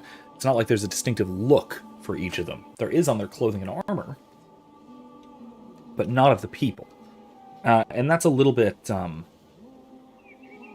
assume it's for ease of game design, probably. There might be an element of well, they're trying to put multiculturalism in general, but not specifically, not putting it in specifically. I don't know, maybe. I'm not sure though. In general, though, I think it's probably an ease of game design thing. You just put, character model, populate, and then also not have to worry about designing separate accents, or even just saying this should use a French accent, this should use an English accent, this should use an Italian accent, or whatever. So, yeah. I don't know. That is a minor complaint, but it's one that I've had before. Thought I should bring up, I suppose. I must go. Goodbye, Captain. Goodbye, Okay, Your fine, I have to Excellency. continue, but... Okay, I gotta find the scouts. Yeah. Alright. Let's go find the scouts, then. Where? That way, huh? I talk to her about it. Hello, Captain. I mark Your it. Excellency, what can I do for you? No, I must go. can't. Goodbye, Captain. Goodbye, Your Excellency. Okay. They know that... Oops. We know it's west. So that'll be fine. We can just go. Let's just go.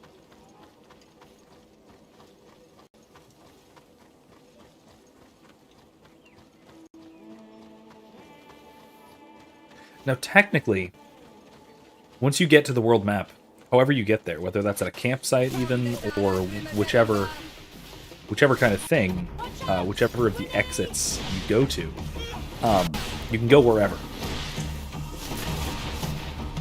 Whew, that gun is really something. So whichever sort of exit you go through, you can travel to anywhere. This doesn't exactly quite measure up to, like, oh, you need to go west, so you need to go west. No, you can just go to your house and travel west, but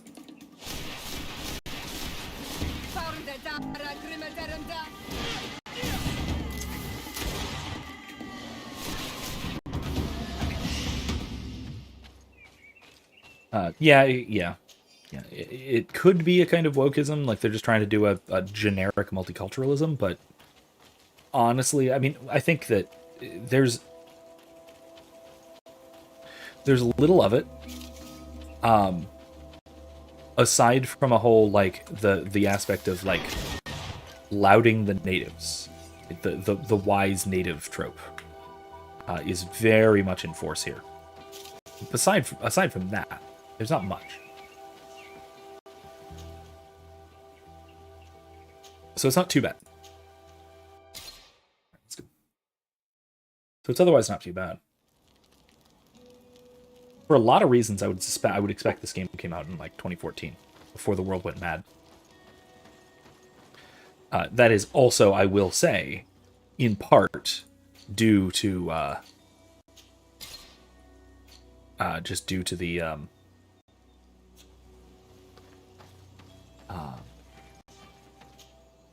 let's say production quality. It plays like a game from the early to mid onesies. Yeah, also, you're right. It could just be the ease of world population, and that's probably a more charitable assumption, which I'm okay with. I'm more likely to give, like, new small studios like Spiders the benefit of the doubt than I am big established studios like BioWare, or like EA. Sure, I know the same kind of thing, but still, either of those, that kind of thing, I'm more likely to attribute it to malice in a case like that. Or ideology, let's say. Oh, scouts. Hello. Who are you? What are you doing here? Are you the scout sent by the governor of Hikmet? Can't you tell? He was worried that he wasn't getting any news from you. You and had asked me to turbans, so find yes. you. He wants me to help him put an end to the attacks. Have you discovered anything? Yes, a camp of rebel savages. We suspected there was one around here, and we finally found it. They must be the ones sending us the beasts. They all come from this region, and these barbarians have sworn to eliminate us. So... You may be right, but I'd rather be certain. I know the leader of this camp. I'll go talk to her. You knew of this camp? Wait, is this Deirdre? These savages are responsible for dozens of deaths, maybe hundreds. Why didn't you inform the governor? Because I'm a diplomat, not a scout. You should go back to the outpost now. I'll take care of all this.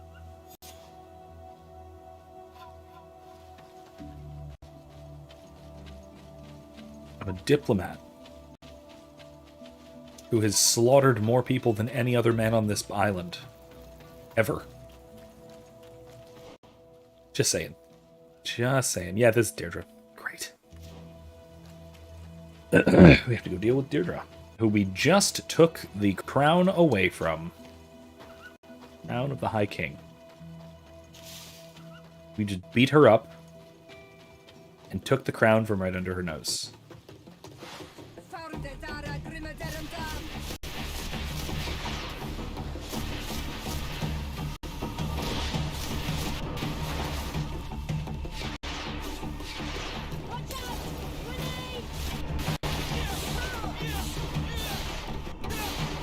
There we go. I will also say, unfortunately, this is a wildly unoptimized party, but it's fine. We probably have the biggest DPS possible, but there's absolutely no one here who can tank to any degree. But it's fine. Again, we're on easy, so it's doable. It's just, again, not an optimized party. We have 3 light armor wearing strikers.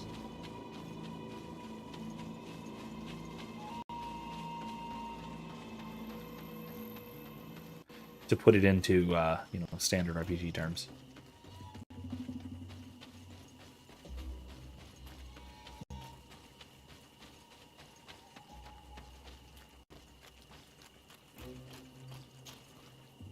I wanted to speak to you about the assaults that Hikmed and its outposts have been sustaining. Assaults? We have nothing to do with it this time. This time. My men are not ready to attack the big city. They're not being attacked by men, but by beasts. Dozens of them. So, they are also attacking the Renaigse. That's a relief. What do you mean? The animals are attacking us as well. They throw themselves at any man crossing their path, as if they were enraged. They even throw themselves at the camp's defenses. I had never seen anything like it before. We need to find out what's making these beasts so aggressive before they overpower this part of the island. We? Do you want us to work together? Why shouldn't we? Don't you want this to stop too? That's true. I'm a diplomat, not a scout. He had changed. He is attacking our own. What? Come, follow me. What now? A guardian.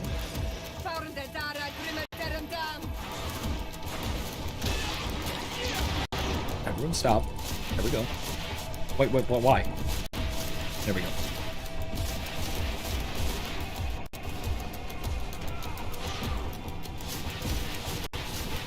You've no magic. Drink a potion. Be careful. You're going to tire.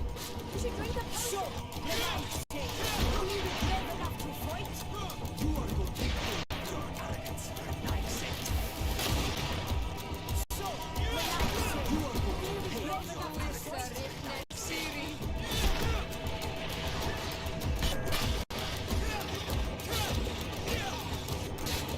Watch out! Grenade!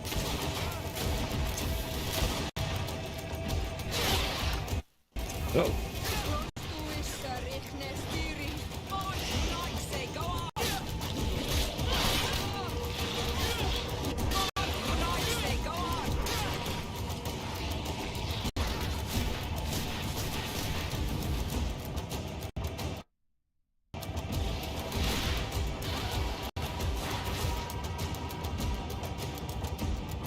Okay.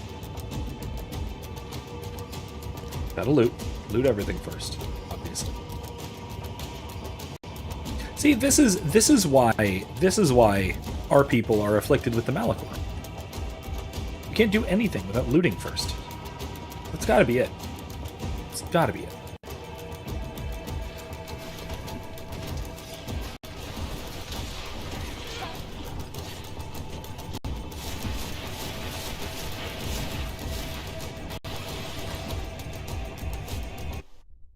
Come on now. You can do it. You can do it.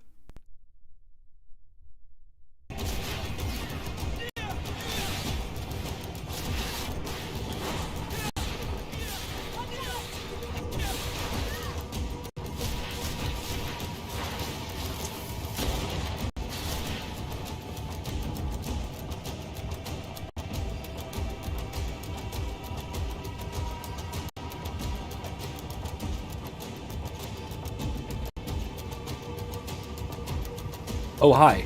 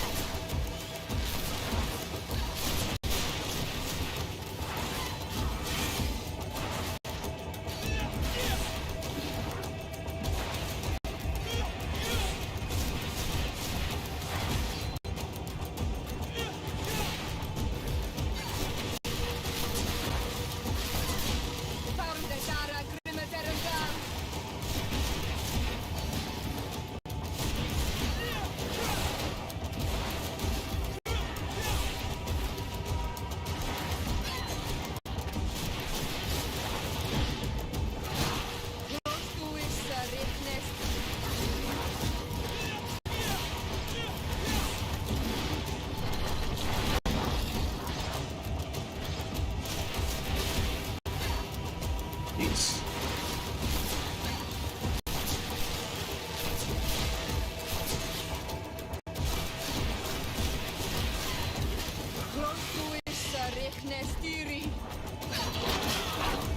Ah, that didn't work. There are things you can't block.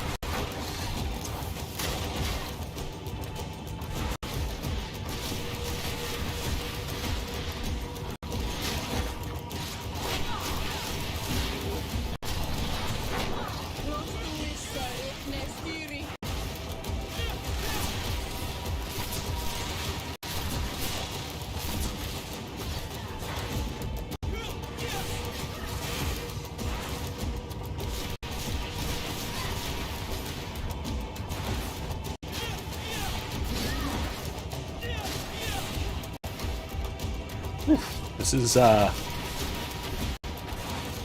one of the toughest and most drawn-out boss fights yet.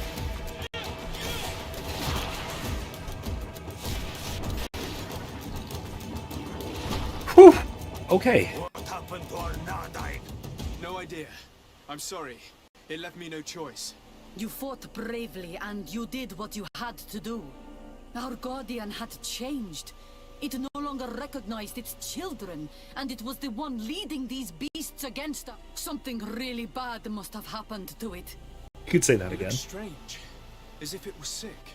Guardians don't get sick. They are far more than beasts. And yet you and I saw the same thing. At last, oh boy. The attack should stop now. What are you doing? Malachor? Who are these Renites? Spies? They only came here to discover the source of the attacks. And they thought we were responsible. Why are you still here? You should have gone back to the outpost. I'm sorry. We were uncertain that we could trust you. You said you knew these people, and then we heard cries. And saw the giant creature attacking their camp. And we realized that it was this creature who was leading the beasts. And you discovered that we weren't to blame. Yes. I'm really sorry. We should go back to the outpost now. Then, if we let them go, they'll tell their leader the location of our camp. You. Are you prepared to swear that you will never speak of this place? You saved our comrades and maybe our city by killing this beast, so... Yes. We swear. I hope that they will be true to their word. Fine. They can go. We are extremely grateful. Thank you, Duren. Now, let's go tell the governor of Hikmet about this guardian. Qua awalem segrenaigse. And if you find the one who's behind all this, kill him. I have a bad feeling that, at least indirectly, Constantine is probably the one behind all this. That's a real bad feeling I have about all that. There's a thing over there. Let's go see about it. Might be a skill altar. It might be inactive because we might have already seen this. We might have already come here. But I don't think so. No, I guess we did. Yeah, I guess we did. Okay. Let's get out of here. Back to... Wait, right? Back to Hikmet? Yeah. Let's stop by and talk to Captain Reinhold, though.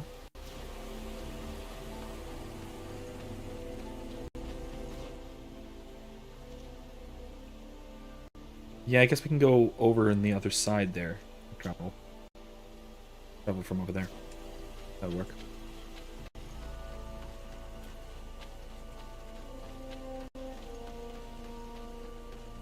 Huh. I'm assuming, we'll see if correctly, that this is because the their god and Nofrictamen is weakening through this weird, it seems, at least to me, like through this weird connection to Constantine. Hey. It seems to me that this is a kind of perhaps an adaptation or a different version of the Malachor that's starting to spread. Because of this weakening of their land god.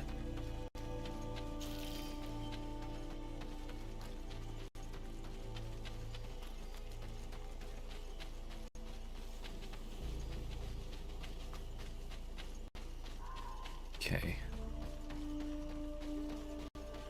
All right, let's skedoodle.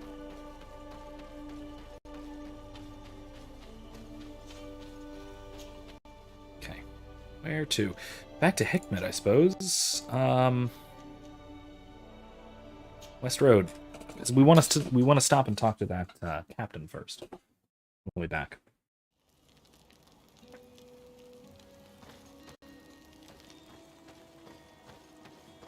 Sell some things off.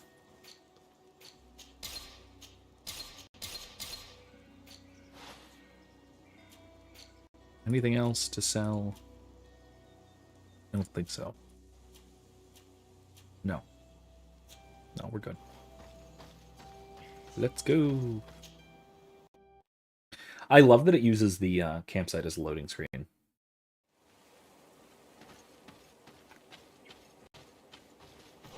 As a highly interactive loading screen.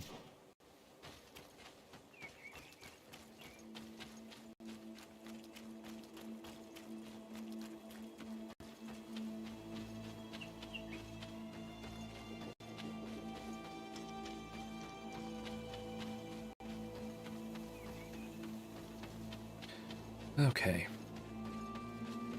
Back to the outpost.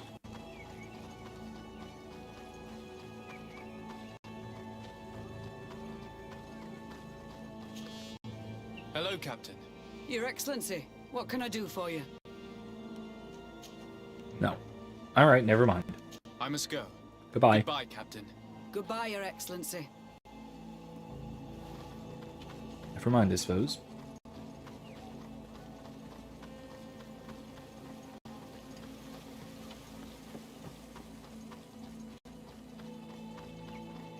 Oh yeah, so I forgot to mention. I have a new video out as of last week, Friday, I suppose. I think it was Friday. I'll put it in the description afterwards. Should have already. But it is it is on a distinction, as I mentioned, in classical philosophy, extending all the way back to Aristotle, but most commonly in the Scholastic period, in the Middle Ages. It's the distinction between understanding and imagination, and this is one of those things. There's a lot of these things, a lot of things like this, where I have a hard time getting modern students to conceptualize the difference, because we think of these two things as almost synonymous. And in this case, I think I have to blame Immanuel Kant. Usually I like to blame Descartes, but he actually got this distinction correct. Or I'll blame David Hume, but yeah, he got it wrong. But Kant was primarily responsible for this goof up. And the difference, as I said, between imagination and understanding, it's hard to get to students to think of this. So if I say, for example, think of a pink elephant, you're probably picturing one. What that means, therefore, is that you're not thinking about it in the sense of understanding it. You are imagining it. You're conjuring up a mental picture, what Aristotle called a phantasm, a sort of imitation or reflection of sense perception. You take your idea of elephant and you take your image of elephant that you have seen, and you then apply a pink filter to it, so to speak, because you know what pink is. You've seen pink. It's taking past sense perceptions and reordering and reorganizing them. That's imagination. Understanding is understanding something conceptually, understanding the concept of what something would be. Something like, if I say to think of a pink elephant, and I ask you, why is it pink? Now, if you had been thinking of a pink elephant, understanding it, conceptualizing it, thinking of the idea, then you could give a reason. Already, you wouldn't have to think about it further, because you were already thinking of it. You already had a full understanding. If I tell you to think of a pink elephant, and you start thinking about it with an image, well, you're just starting at a very shallow stage. You're starting with imagination. This is crucial for answers to some objections to St. Anselm's ontological argument, and that's the context that we're putting it in for class right now, that we're really working on before we move on this coming week to Aquinas on the 5 ways. But again, it's one of these many distinctions that we moderns don't make, but we really should if we want to understand our world, and especially if we want to understand how we think about our world. Another one of these that I'm having to talk about now is different kinds of causal series, especially essentially versus linear, or essentially versus accidentally ordered, or linear versus hierarchical,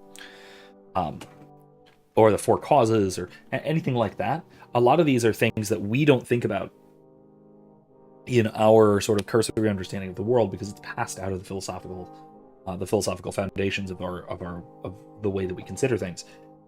So the sort of the sort of high-minded philosophy of yesteryear has come to an overly simplified version of our common understanding of the world, by contrast to a much richer understanding, especially in the Scholastic period, but also extending back further into the Classical period as well. But this is, again, like I said, just one of these examples. Have you been informed? I've been told, yes, that the attacks have ceased. Hikmet has been saved, thanks to you. Was it the natives, as I suspected?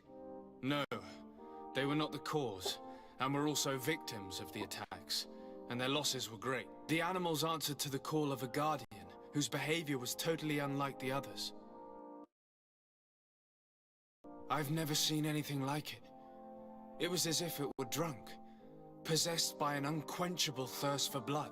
These creatures normally protect the natives, answering their call. Why did this one attack them? Are you certain one tribe is not attempting to dominate the others? I don't think so. The Guardian looks sick. No native would treat such... There is no doubt someone is behind these attacks, but currently I have no idea who it might be. I suspect you will lead the investigation and unravel the mystery, as is your custom. While waiting, take this. It's nothing much, but consider to thank you for your help. Without you, the population of Hikmet would have suffered terribly. Thank you. I'm happy to have helped you avoid a massacre, Your Excellency. Would you like to speak with me about any other subject? Nice, reputation +3. Anything else? Nah. Oh crap! Could you tell No, me a little about your... That's all. I have to go. Look forward to seeing you again. Farewell, my lord. Oh yeah, behind. Yeah, that happens. No worries. That's what the times 1.5 speed is for. Honestly, I usually, most of the times I watch a stream or something, I will take breaks like that. So I'm usually a little behind. I'm usually not as active in chat, but I'm usually a little behind because I'm watching at 1.25 or 1.5 speed. So I'll just like pause when I catch up to the stream, and just go make myself a bite to eat or use the bathroom or go get a drink or whatever, something like that. So I stay a little bit behind. Right now, we'll go talk to Captain Reinhold again. Jeez, all right. That was. I can't believe we have to go all the way back out there, but it's fine.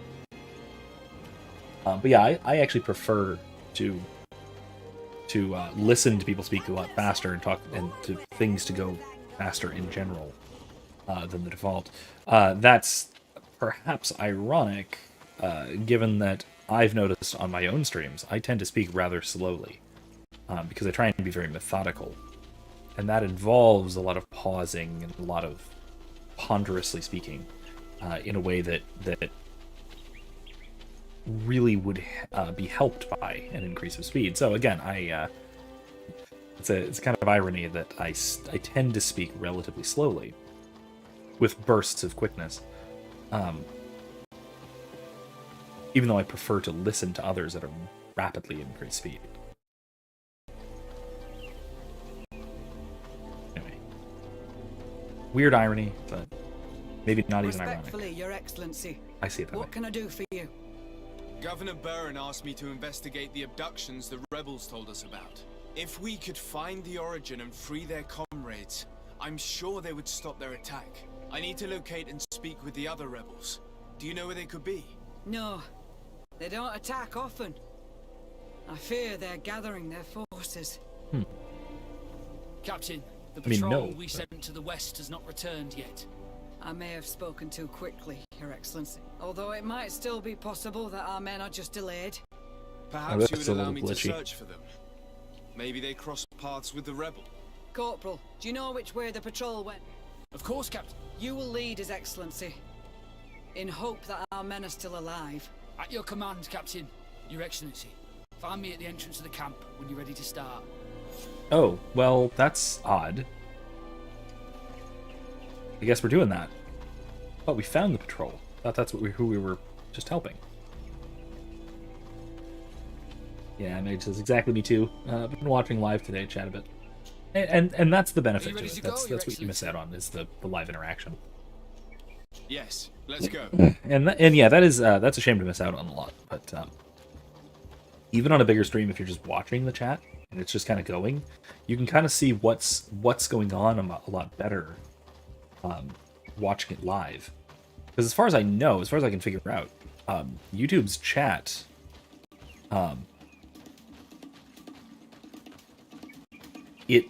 it keeps up with the live chat, not with where you're currently watching. It does have rewatches if you're I guess recording from or rewatching a VOD, like rewatching after it's been fully done and it's processed and uploaded. Then it'll keep track of. Then it'll stay in track with what you're watching right now. But otherwise, it stays live, even if you're a ways behind, which irritates me a little bit. I guess it's so you don't like accidentally reply to something that happened a while ago. I don't know.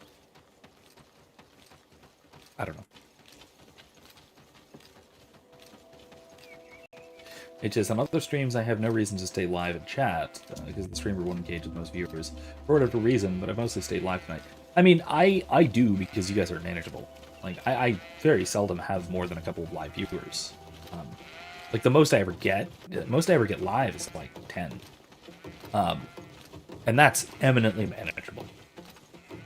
And hey, if I need to step away from the chat a little bit, I can just I interact with you guys enough to say, hey, catch me up. That kind of thing. Yes. That's them. Oh yeah, I also would never get through. Right Night Tights maybe. Because there's a lot to keep up with there. But EFAP, I'll usually watch it 1.5 or higher. Sometimes 1.2, 1.75 or even two times speed.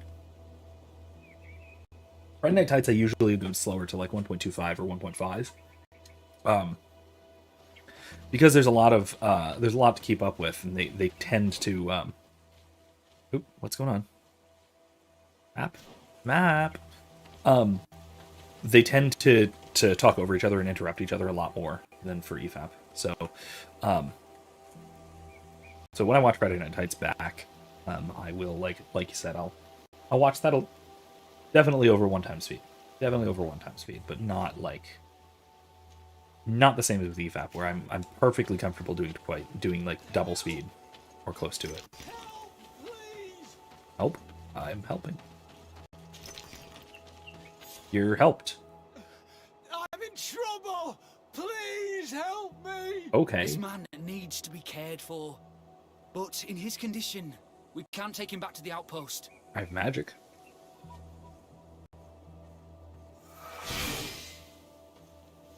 Okay, not like that.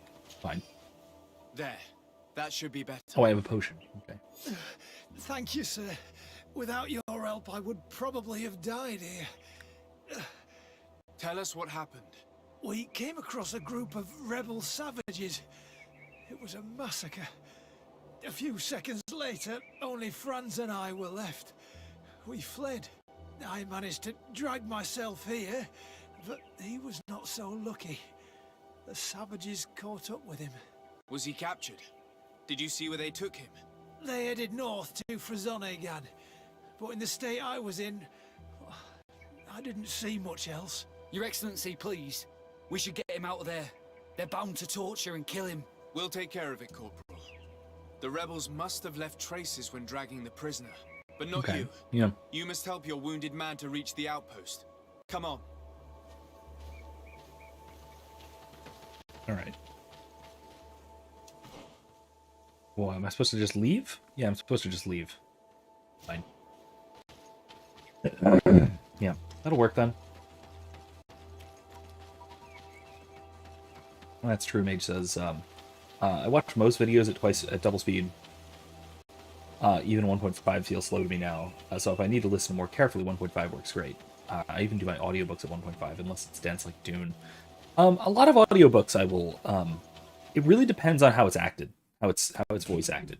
If there's a lot of like intonation to it and it's almost performed, then the cadence of it and the speed of it that really contributes, I think, in a lot of cases. Because if I'm going to listen to an audiobook, if it's fiction at least, I'm listening for leisure, so I'm perfectly fine taking extra time for it, not getting through as much or as quickly.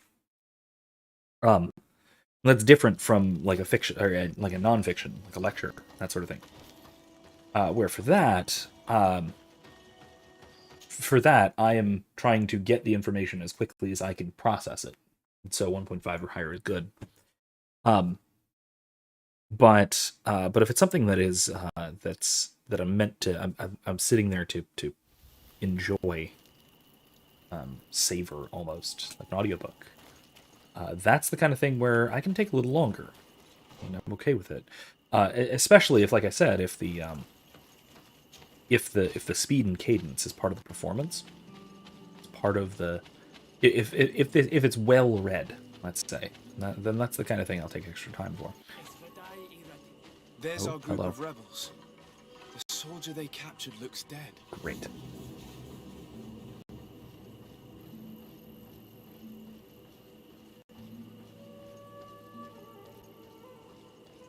Okay. Let's go, Renaigze.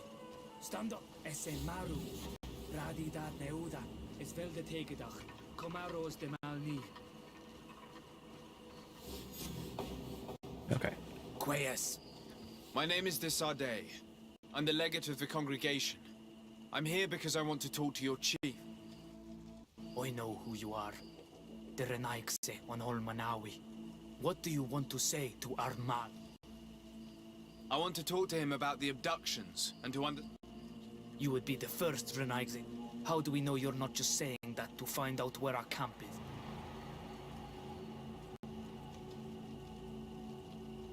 It says, I definitely get that. My dad is the same way. For me, I feel like there's so many books I want to read or listen to, I go faster. But yeah, if it reads well, if it's well read, I'd slow it down a bit, I'd wager, but not most.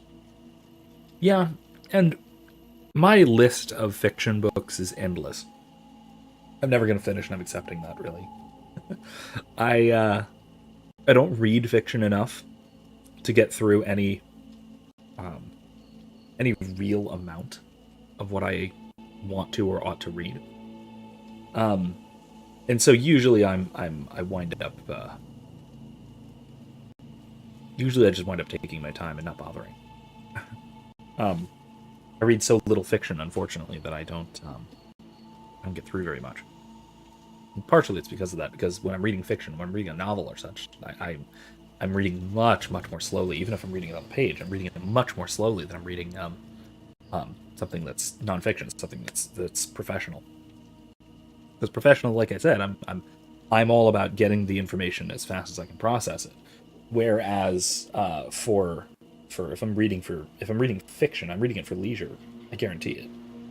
So that sort of thing, I can take my time with it, because the point is to pass time enjoyably rather than to get the information down. At least the point is for me. Honestly, next thing on my list, I have been talking a big game about reading the Wheel of Time series. Especially after the atrocity that Amazon did. Because I haven't read them. I haven't read the books. But if Amazon was capable of ruining them that badly, there must have been something good there to start with. And I've heard a lot of good things, so I'm wanting to read them. But on that same note, it's about time I read Lord of the Rings again. Because I haven't read the Lord of the Rings in probably 10 years. So I ought to. I really need to.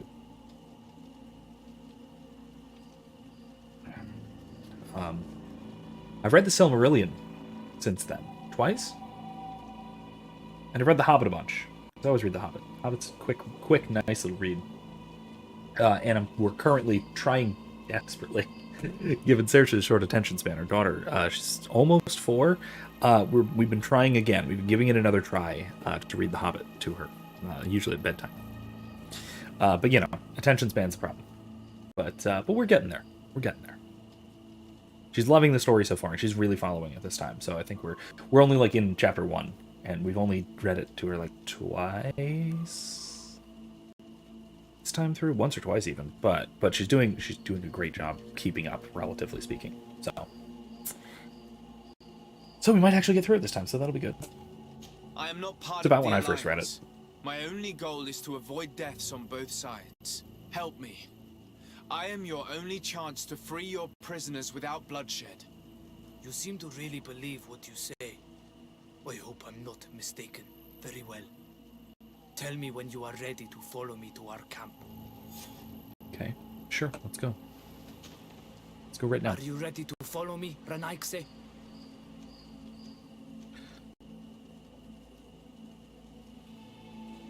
It says, I've heard good things and bad things for the Wheel of Time. Some say Amazon screwed up. Others say the books were basically just as woke. I don't think so. I think there was a lot of... there were things that might have been relatively progressive for the time. But remember, they were written, like... The series started in, like, 1990. So what was relatively progressive in the 90s would be absolutely intolerably right-wing extremist by today's standards. There were elements of feminism in the books, but it was, I think, a healthy complementarianism type of feminism. If you would even call it that, which most feminists today wouldn't call it that. And there's absolutely stark gender essentialism in the books. Which, for today, that's wildly subversive. So there's at least something. And again, I think there's something good there I don't think that the modern that those who vandalize old media are going to approach something which had no merit to it. Like, you don't see them remaking, like, I'm gonna say something that I don't know if it's controversial, but I get the impression it probably is. I don't see them remaking Friends or rebooting Friends and wokeifying it, because there's a lot to wokeify. I mean, admittedly, Friends was a major source of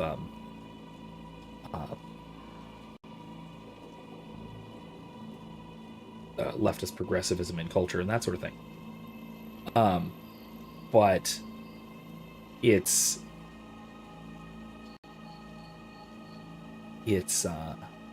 not of sufficient quality for them to want to vandalize. Unlike something like Star Wars, something like Lord of the Rings, something like James Bond, something like Doctor Who, and presumably something like Wheel of Time. It says, I watched episode 1 with family and my brain turned off when they basically said men were too evil to wield magic. That was a red flag for me, because I knew enough about the series, about the books, to know that was either a drastic change from the books, or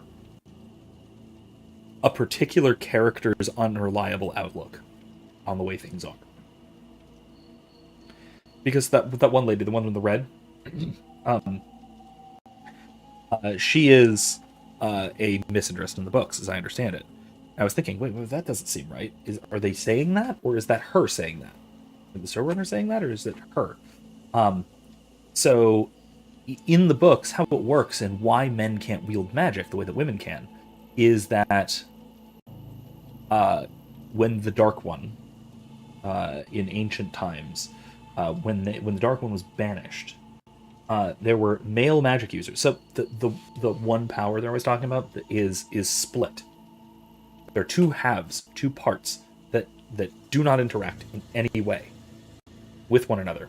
There's the male side, Sidene, and the female side, Sidar. You can only ever access the half of the magic that is gender appropriate to you. The men can only ever access Sidene. Women can only ever access Sidar. The way that they're accessed is also apparently incredibly different. Like the magical aptitude and stuff is very different. All that stuff, and it's very rooted in gender essentialism. But when the Dark One, the ancient evil creature, was banished the last time, it was done by male magic users who decided to go and to do their duty to protect the world. And in so doing, because it could only be done by one side or the other, it couldn't be both working together because they're separate. And so when these male magic users used Sidene to banish the Dark One cursed Sidene. And it has a kind of, the way I've heard it described is it has a layer of taintedness on the outside of it. So when you reach through this corruption to access Sidene, that corruption affects you. And this is why male magic users go mad. Will inevitably eventually go mad. By accessing magic, they're accessing it through this corruption, and they in turn get corrupted by using it. And that was depicted in the series, kind of, by what's his name, Logain, the male magic user that they encounter.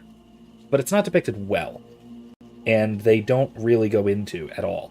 Like, the whole first season does not mention the two sides of the one power. They're very careful not to mention it, I think. And that's troubling. It's very troubling. And so, yeah, maybe to see that does sound a lot more interesting than Amazon's iteration. Good to know. Yeah, it really does. And I haven't read it. I want to. All of this is stuff I've heard from other people who are big fans, who really like the source material, who thought it was great, and that Amazon did an abomination of it. All right, so let's go. Let's go Let's and go. talk to his Mal about. Man, there's a lot of escort missions on this part of the game. Weird.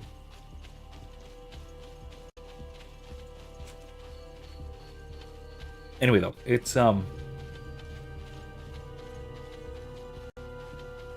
this way.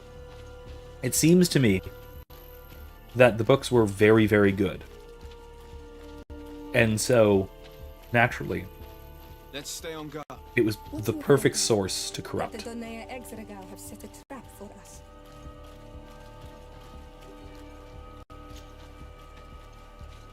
And I mean, it's the same thing with Amazon's forthcoming Rings of Power series. That I expect to be just as bad.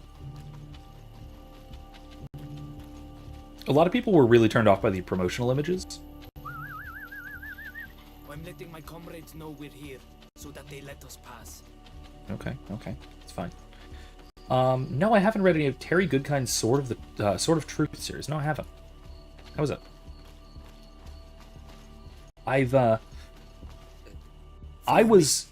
We are almost there. Okay. I will say one thing, that those initial images didn't strike me as, like, lore breaking, really. The initial ones of, like, the hands clasping swords and things like that. They didn't strike me as, like, profoundly lore breaking so much as they struck me as cheap and aesthetically weird looking. Like, specifically, like, not, like, wildly unrealistic as far as design goes, especially for the weapons. Like, the swords seem to be all one piece of metal. Like, every one of the swords and weapons seem to be all one piece of metal. For pommel, for handle, including the grip and the quillins and the sword and the blade of the sword. Every part of it is one piece of metal, and that's wildly unrealistic. Hello, come on now. There. Okay, cool. That's better. And that bugs me. Stuff like that bugs me. But only a little bit. What really convinced me that it was going to be crap was seeing what Amazon did to the Wheel of Time. That's what tipped me off that there was going to be a problem. It wasn't specifically what I was seeing from promotional stuff. Until the full character images, those were pretty bad. The trailer, pretty bad. But again, for mostly the same reasons. It looks wildly cheap. It looks really cheap and very generic. And they're doing a bunch of lore stuff, lore-breaking stuff. This is our main camp. This is where you will find our Mal. I hope I am not wrong to lead you here, and that you are not a traitor. The other aspect of it is Here's that the famous rebel camp. I know I hope who their leader is. can tell us more about these abductions. I know who's in charge of the series. Like, Amazon in general, I don't trust at all for a series like this, given what they've done with Wheel of Time, and just given who's responsible, who's behind all of it. And then also specifically, big red flag for me was when they basically just summarily fired Tom Shippey, who is he was probably the foremost Tolkien scholar in the world, and is one of my most respected. As far as Tolkien scholars go, I probably defer a little bit more to what's his name? McIntosh is the last name. I think Jonathan. No, not Jonathan. That's the other guy. Anyway, last name's McIntosh. Wrote The Secret Fire. Young scholar, relatively new PhD. Secret Fire was an adaptation of his dissertation, I think. It's wonderfully done. Wonderful analysis of the philosophy of Tolkien. And then, of course, Peter Kraft.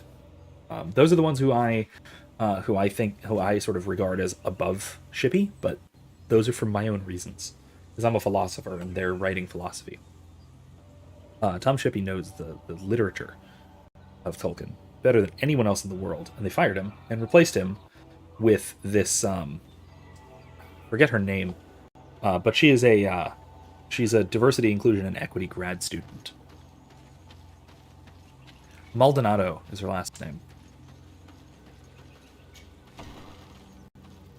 which is exactly who you'd expect from these sorts of people, and it's troubling, very troubling that this is their primary expert. Who are you and what are you doing here, Nike? My name is Desade. I'm the legate of the merchant congregation. I came to talk to you about the abductions and your forthcoming attack. And how did you find our camp? I convinced one of your men to bring me. Please, Mal.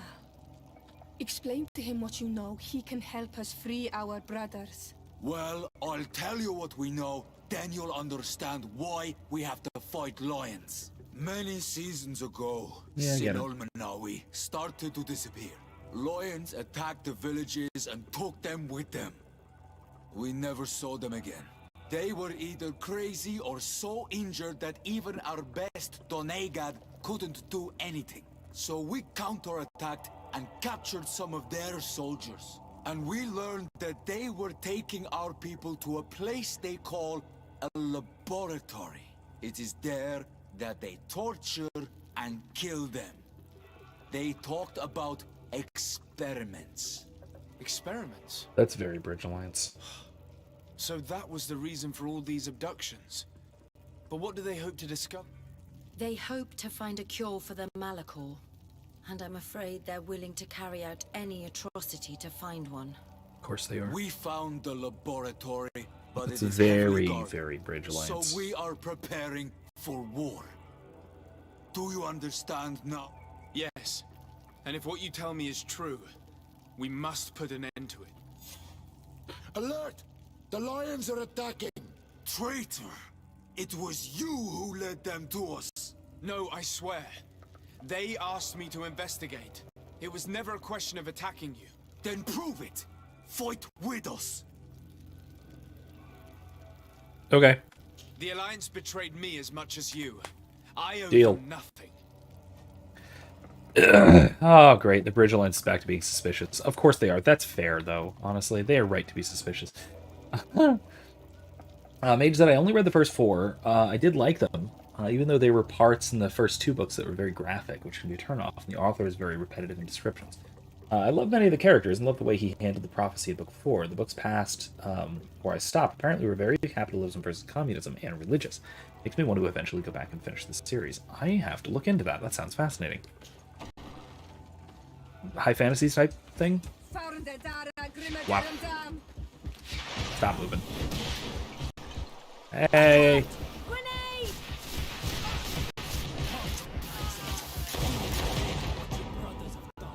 There were just 2 of them. That was not...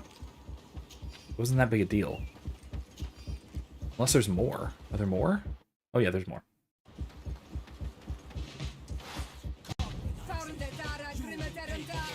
Stop.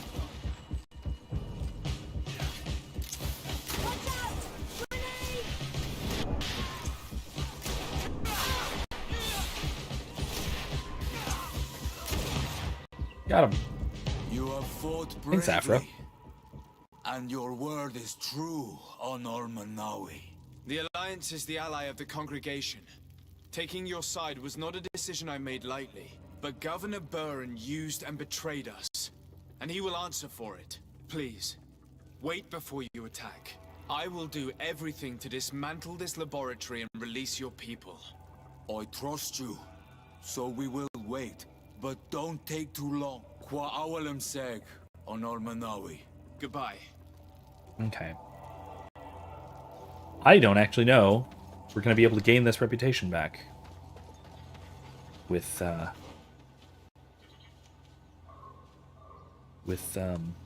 Bridge. I mean, to be fair, I don't care. I mean, it would be nice, because I think that affects the ending. Like, having allies. But at the same time, like, I've been saying all along, the Bridge Alliance are evil bastards.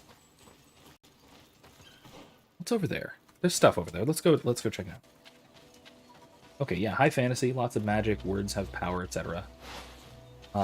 Magic is split into genders like the Wheel of Time, though if I remember correct, it's stronger for men. Okay.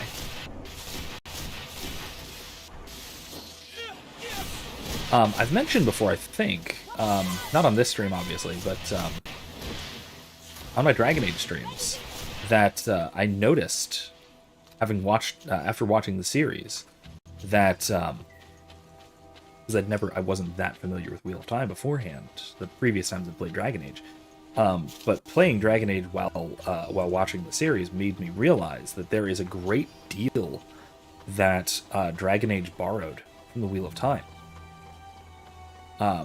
Conceptually, at least. A lot of it having to do with world building and such. Some of it having to do with magic, but not really. Dragon Age does not have a gender-divided magic system at all, like, to any degree. But they do have, like Dragon Age, or like Wheel of Time, they have a largely matriarchal society, particularly religiously. Particularly in their religion.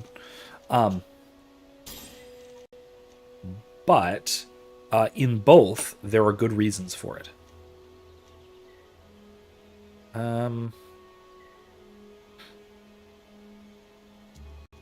Let's go with agility so we can use better swords. No, let's use better guns. I want to use better guns. Better guns. And let's do lock picking, because I don't have a companion that helps me with lock picking. Okay, there we go.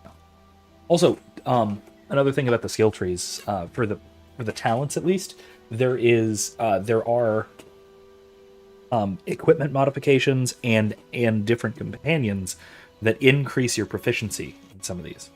So if you have a certain companion with you, or if you have a certain piece of gear equipped, it'll increase your level of proficiency. Which is why I only have one vigor, but I have +1 from a piece of armor, and then plus another one from Siora.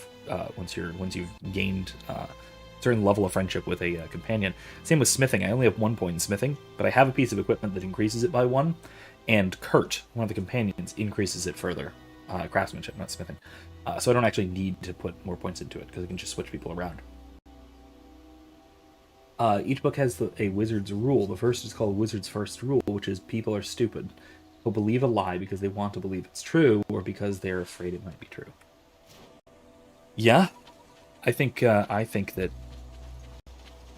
the last 2 years is as good a demonstration of that rule as possible, as could possibly be had.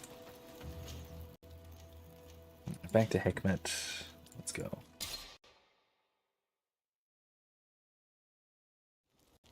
Actually, wait. Are we supposed to? Nah, governor. Okay.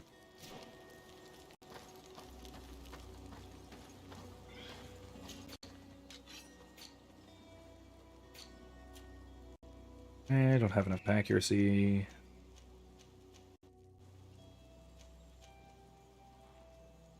I just got accuracy 2, didn't I? I thought I did.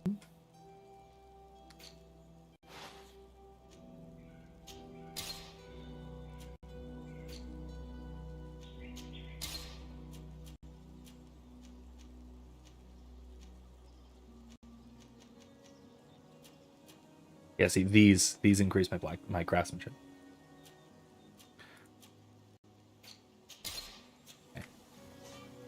Thought I just got accuracy 2, but I don't know. Maybe it doesn't work. Maybe it doesn't apply right or something. I don't know. Who knows? Not a terribly big deal. I more or less got what I need.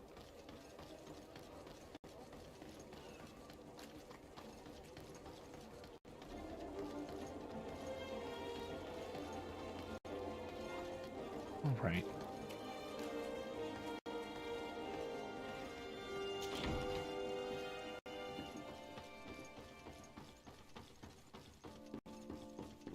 Oh, the other big thing that I managed to notice, there's a major character, like pseudo-antagonist in the Wheel of Time called Loghain, who's like the at least secondary, maybe primary antagonist of Dragon Age Origins. Wildly different character with a completely different story and such, but Lord Desade, it's not exactly a common with name. The formalities, Excellency. You owe me an explanation. Did you order your troops to attack while I was negotiating under a white flag? I assure you that I have no idea what you are talking about. I would never have placed your life in harm's way. The alliance with the Do I believe this congregation is guy? crucial, and you know it. Your suspicions are unfounded. I'm sorry. It is now clear that decisions are being made without my consent. I'm going. You mock me, Excellency. I can't believe this matter slipped your vigilance. Everything the Danea Exregao have told me has proven true.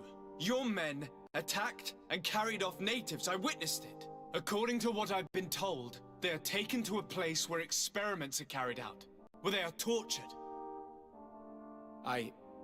It is true that I knew of the place is dedicated to research on the Malakor. If a remedy is ever to be discovered, it will happen. But I assure you that I was not aware that natives were being taken there. Allow me to doubt your sincerity, Excellency. I intend to pay the place a visit and see for myself what happens there. Who directs the research? Our most brilliant savant, the Dr. Asili. Certainly his legend precedes him. He is the master of your friend, the Professor Afra. Dr. Asili is no longer my master, and I regret that he ever was. We should be off to Sade. If this laboratory were what I think it is, the best course of action would be to burn it to the ground. Would you like to speak with me about any other subjects? No. I have to Let's go. go light something on fire. Sounds good. Got half an hour to burn it down. You can do it. You can do it. I am going to give Afra those very nice, a very nice outfit.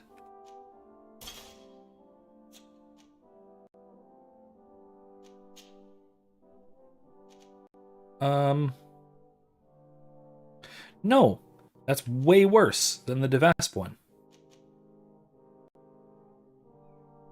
Way worse.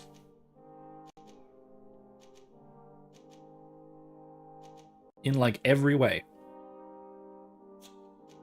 So no. Devasp, no, that's also just way worse than the Devasp ones in every way. What's the name of this quest? Let me check. Just give me a second.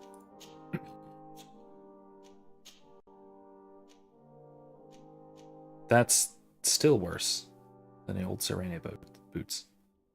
Wow, that's kind of crap. This quest is called Dr. Asili's Experiments. Why? Yeah, very angry, then very nice and formal in his goodbye. Yeah, they don't... Yeah. That's another aspect of like a fully voiced but relatively low budget title like this that they don't do. They don't do a great job of having the consequences of changes, of character changes and developments carry through like that. Because it's actually pretty long and you need to keep Asili alive. Oh. How long? Like more than a half an hour?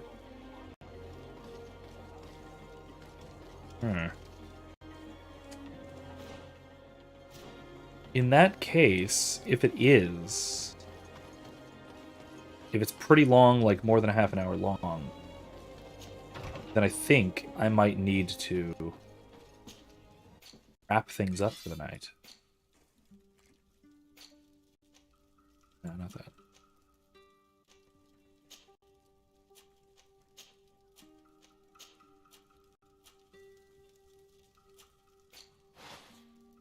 Because I do need to get up early in the morning. And I cannot afford to go late tonight.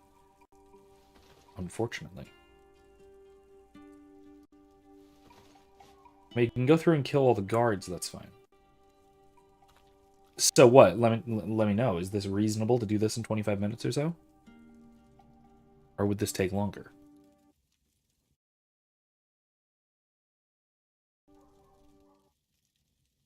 Because if this is really not finishable in 25 minutes or so, then I may be best leaving it for tomorrow, or next week, and then making a clever thumbnail with I'll have to decide whether I'm going to have Dr. Asili's face on a picture of Anthony Fauci, or Anthony Fauci with a picture, his face on a picture of Dr. Asili. Depends what I'll find, but that'll be the idea. Actually, you know what? I can't pass up making a thumbnail like that for next week. Probably get through the first part in 25 minutes. And there's a whole other section. You know what? I'm going to call it. I'm going to call it there. I'm going to wrap up. Because I cannot resist another thumbnail accusing Dr. Fauci of horrifying war crimes. I've already done 2 from Dragon Age. If you go through my Dragon Age playlist, I've got 1 in Origins, and then I reused it with some modifications for Inquisition. With those 2 had it was Fauci and Bill Gates as Tevinter Magisters who were doing horrifying experiments on innocent people in the name of medical science. So basically real life. Anyway, and very much like this. So if you sift through it, you'll find those.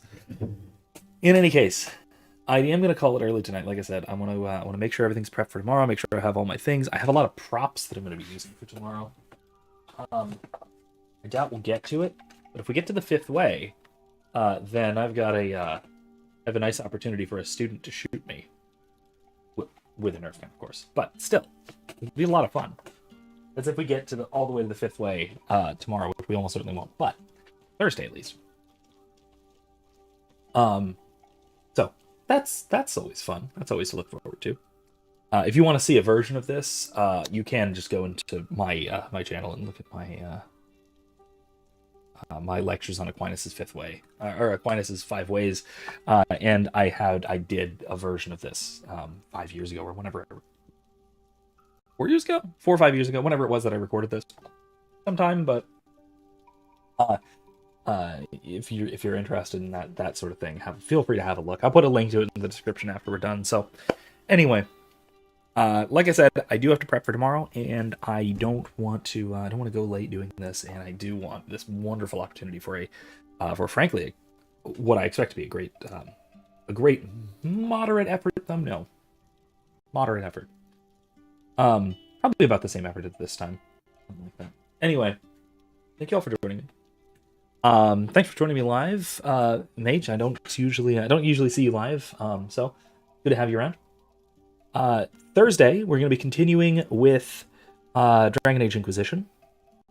We still have to finish up the Masquerade, Wicked Eyes and Wicked Hearts, something like that, in Orlais, which was fairly appropriate for the start of Lent, really, because it involves some terrible, awful revelations and nasty people doing nasty things to each other, and it gets dark. Let's just put it that way. So that's something that we're going to wind up doing. So that'll be fun. And then we'll be back here on Monday to continue this quest with an evil doctor doing evil things, as if that weren't a little too close to home these days. Otherwise, thank you all for joining me. Keep an eye out, like I've said, for another video to come soon-ish, within the next week or two, on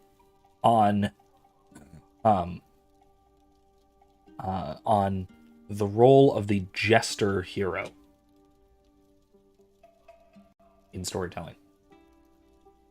This is sort of a follow-up video on some of my videos on trolling. So, that one should be good soonish. Like I said, when I get around to recording and editing that, expect that soon. I, of course, expect that'll take some time to edit, because I'll have to get through some copy to some bots. But we'll see how it goes.